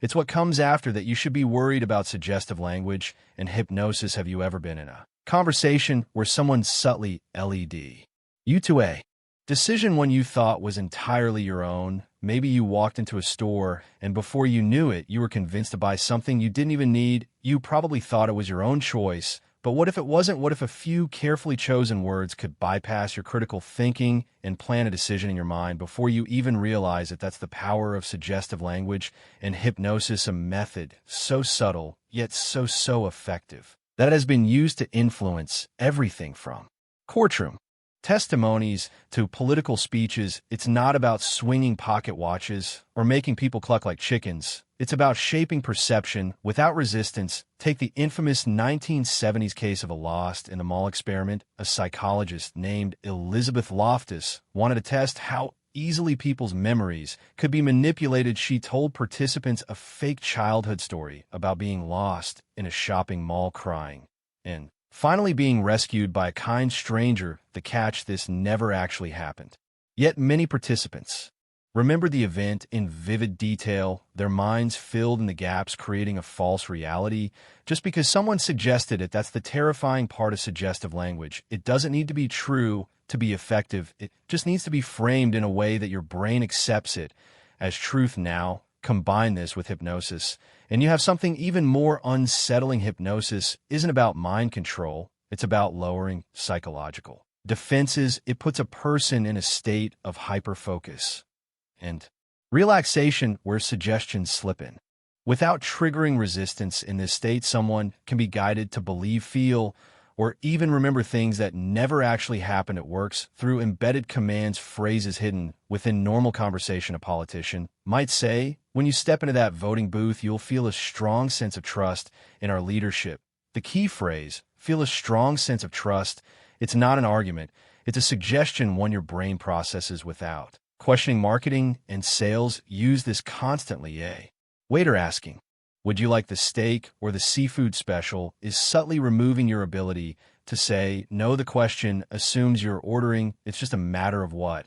And then there's the yes ladder technique. Small agreements prime people for larger one's. A classic car salesman trick: start with minor commitments. This is a nice car, isn't it? Wouldn't it be great to drive something that's reliable? You'd probably love how smooth the handling feels, right? Each small yes makes the next one feel natural by the time the contract is in front of you.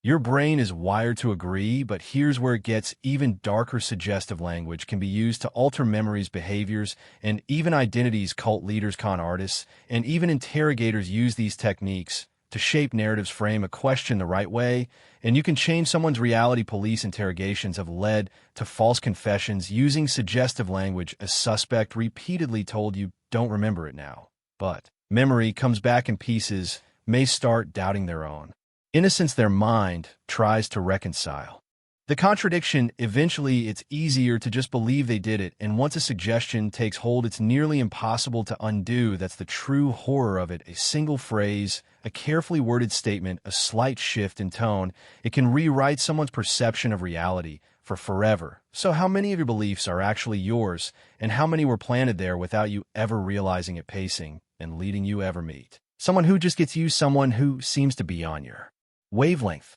saying the right things, making you feel like they understand you better than most, you trust them, maybe even follow their advice because, well, it feels natural. But what if that was engineered? What if they weren't just understanding you, but leading you without you even realizing it? This is called pacing and leading, a psychological technique used in persuasion, manipulation, and even mind control. It works by first matching the person's thoughts, emotions, or behaviors, pacing them before subtly shifting them toward a desired outcome. Done correctly, it makes people agree, comply, or follow without resistance. Ever noticed how cult leaders, con artists, or even politicians start by mirroring the frustrations of their audience? I know how you feel. You're tired, you've been ignored, you've been mistreated. That's pacing, acknowledging and aligning with the target's current reality. And once trust is established, they begin to lead, and that's why you need to listen to me. I have a solution. Follow me. It's used in everyday life to say people. Pace by repeating your concerns before guiding you toward a purchase. Interrogators gain compliance by mirroring body language, speech, and emotional state before steering responses. Even in relationships, someone might first agree with your feelings, making you feel safe before shaping your choices. And here's what makes it dangerous. It feels natural. The manipulation isn't forced. It's welcomed. You think you're making decisions, but in reality, your choices have been prescribed, introduced so smoothly that by the time you realize what's happening, you're already 2 steps ahead on a path you never chose. Anchoring bias, exploitation. How much would you pay for a cup of coffee? $10, 5, 1, whatever number popped into your head first. Chances are it wasn't completely random. It was anchored to something, maybe the price of a coffee at your favorite cafe, maybe a ridiculous $10 figure I just mentioned. But what if I told you that your perception of value, fairness, and even reality itself can be hijacked by a simple trick known as anchoring bias? And the worst part, you'd never even notice it happening. Let's look at a classic example. Imagine you walk into a store and you see a high-end watch marked at $10,000. That's absurdly expensive, right? But right next to it, another watch for $2,000. Suddenly, it doesn't seem so bad. Why? Because your brain just got anchored to the first higher price, even if you weren't planning to buy anything. The comparison makes the second option feel reasonable, when in reality, it's still overpriced. This trick isn't just used in sales, it's everywhere. Ever noticed how restaurants have 1 or 2 ridiculously expensive dishes on the menu? Those aren't meant to be bestsellers. They exist solely to make everything else seem affordable. Marketers, salespeople, even politicians all use anchoring to subtly control how you perceive information. But it gets even darker. Anchoring isn't just about money.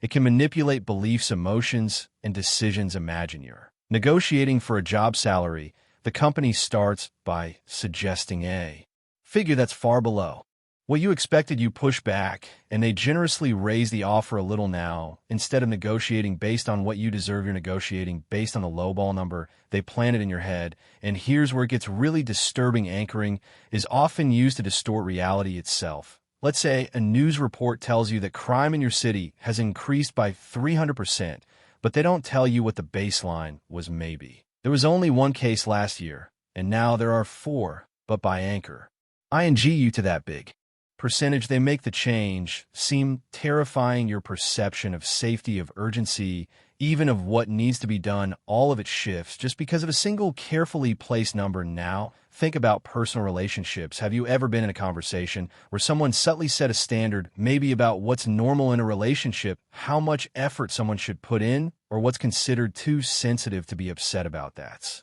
anchoring to a manipulator might start with an extreme statement like "you're overreacting. This is completely fine." Even if you push back, your mind starts adjusting to that as the baseline. Over time, what once felt unacceptable becomes the new normal. The terrifying truth: anchoring bias works because our brains crave reference points. We don't judge things in isolation. We compare them to the first number, idea, or emotion we encounter. And once that anchor is set, breaking free from it is almost impossible. The best manipulators Don't need to control all your choices, just the first one, because once that anchor is in place, the rest of your decisions will fall exactly where they want them. To the Pegan effect, imagine a teacher walks into a classroom and secretly believes that half the students are geniuses and the other half are average. No one tells the students anything, no special treatment is given, yet by the end of the year, the genius students perform dramatically better than the others. Why?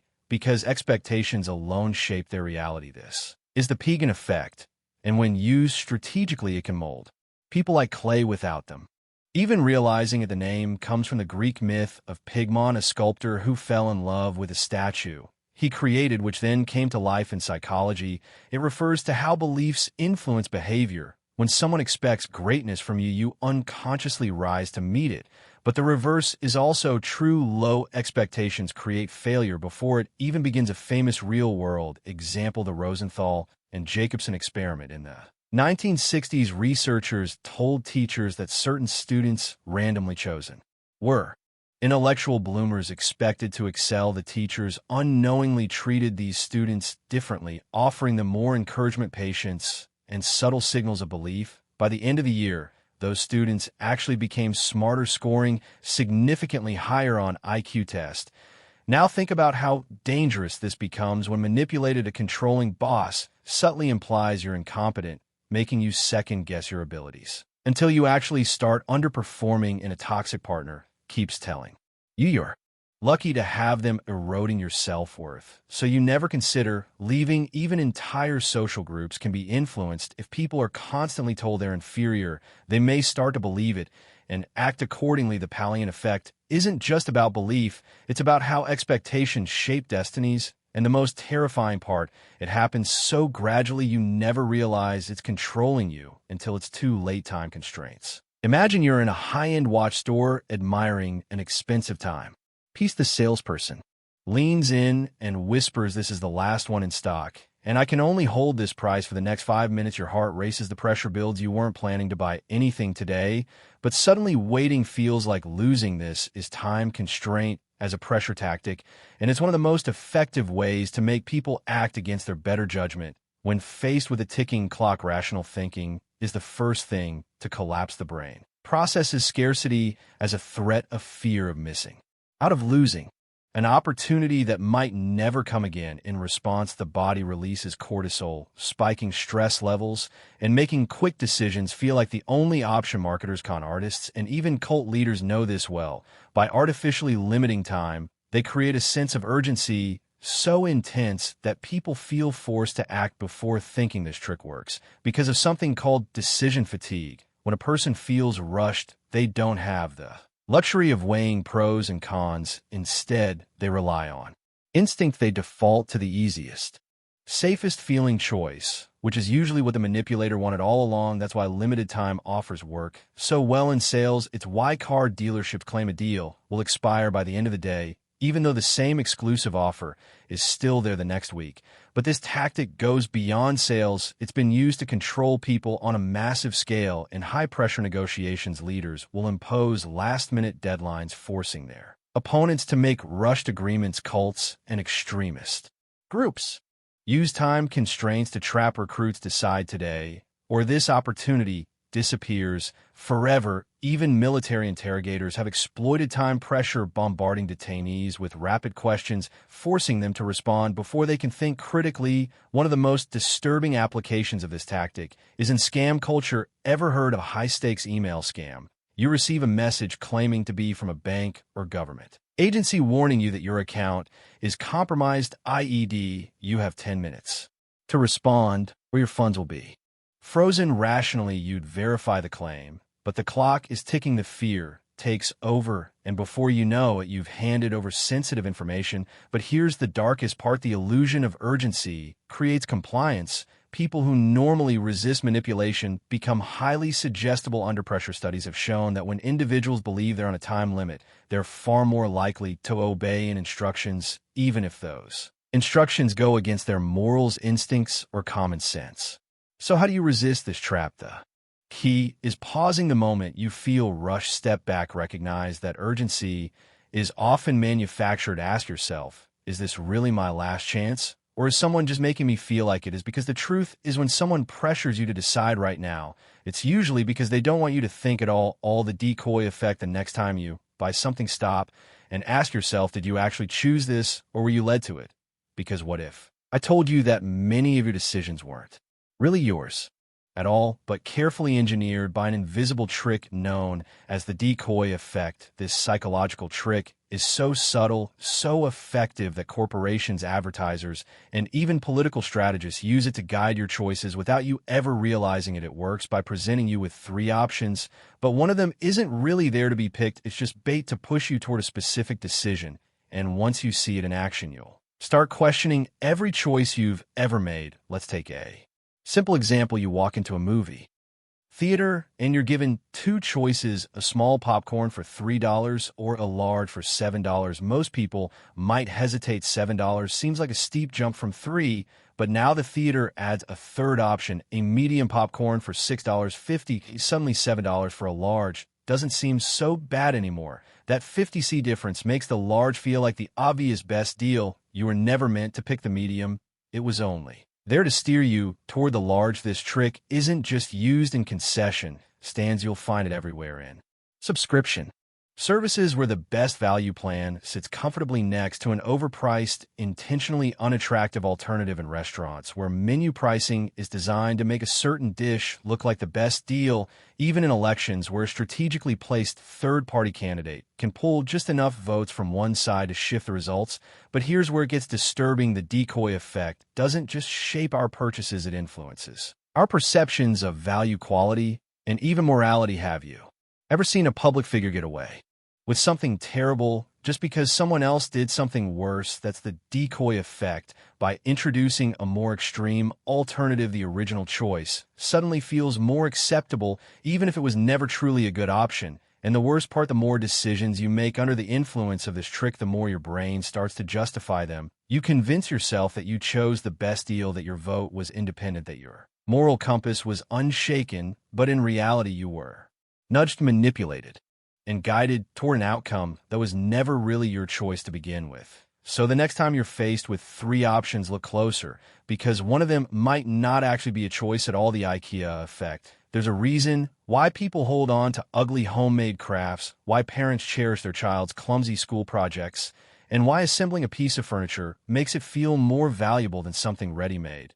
It's not the quality, it's the effort. This is the IKEA effect, a psychological trick that makes people overvalue things they've put effort into, even if the final product isn't particularly good. The effect is named after the famous furniture company IKEA, which sells affordable flat-pack furniture that customers have to assemble themselves. The brilliance of this model isn't just about saving costs, it's about creating attachment. Studies show that when people build something with their own hands, they place a significantly higher value on it compared to something pre-assembled, even if the two are identical. The act of effort tricks the brain into forming an emotional bond with the object, making people less likely to discard it, return it, or acknowledge its flaws. But this trick isn't limited to furniture. Businesses, cults, and manipulators exploit the IKEA effect in ways that go beyond just making you overvalue a bookshelf. It's used in workplaces when employees are encouraged to contribute ideas that make them feel personally invested in the company's success despite being underpaid or overworked. It's used in relationships where one person is constantly made to work for the approval of the other, deepening their attachment in a toxic dynamic. It's even used in cult indoctrination, where new members are given difficult or humiliating tasks to complete, increasing their emotional investment and making them less likely to question their beliefs. The IKEA effect is dangerous because it creates a psychological trap. See, the more effort you pour into something, the harder it becomes to walk away, even when logic says you should. This is why gamblers keep betting after losing money, why people stay in failing relationships long after the love is gone, and why employees remain loyal to toxic companies. The mind convinces itself that because so much work was put in, it must be worth it. And here's the real danger. This effect doesn't just apply to objects and relationships. It can shape entire belief systems, political ideologies, conspiracy theories, even dangerous movements. Once someone has invested time, effort, and personal identity into something, it becomes Nearly impossible for them to let go. They'd rather twist reality to protect their belief than admit they wasted their effort on something meaningless. So the next time you feel deeply attached to something, ask yourself, do you truly value it? Or have you just put in too much work to walk away? The endowment effect. The endowment effect is one of the most insidious psychological tricks because it exploits something deeply personal, our attachment to what we believe is ours once we own something even. For short time, we assign it more value than it objectively deserves. This quirk in human behavior can be used to manipulate decisions, emotions, and even financial choices in ways most people never see coming. Imagine this: you walk into a store and a salesperson hands you an expensive feeling pin telling you to test it out. As you roll it between your fingers, writing a few lines, it starts to feel like yours suddenly when the price is revealed. It seems reasonable, even if you never intended to spend that much on a pen. That's the endowment effect at work. Simply touching or using something tricks your brain into believing you own it, making it harder to let go. But it doesn't stop with physical objects. The endowment effect is weaponized in everything from marketing to high-stakes negotiations. Free trials, test drives, and limited-time demos all work because they create a sense of ownership before you spend a dime. Once something feels like yours, giving it up feels like losing a part of yourself. Retailers know this, which is why they let you borrow their products before committing. It's even more dangerous when applied to ideas and beliefs. People become irrationally attached to opinions simply because they've held them for a long time. This is why changing someone's mind, even with undeniable facts, is so difficult. If they feel ownership over a belief, letting go of it feels like a personal loss. The endowment effect also plays a role in relationships. People stay in toxic friendships and unhealthy romances because they feel invested. They've spent years building something, and the thought of walking away feels like losing everything. But the truth is that's just the illusion of value. The same trick that convinces you an old broken phone in your drawer is worth more than it actually is. When this trick is used strategically, it can be devastating. Cult con artists and manipulative leaders rely on it to keep followers locked in by making people feel like they own their choices, their place in a group, or even their suffering they make. Escape feel impossible. The deeper the investment, the stronger the illusion of value. And here's the most unsettling part: the endowment effect works even when you know about it.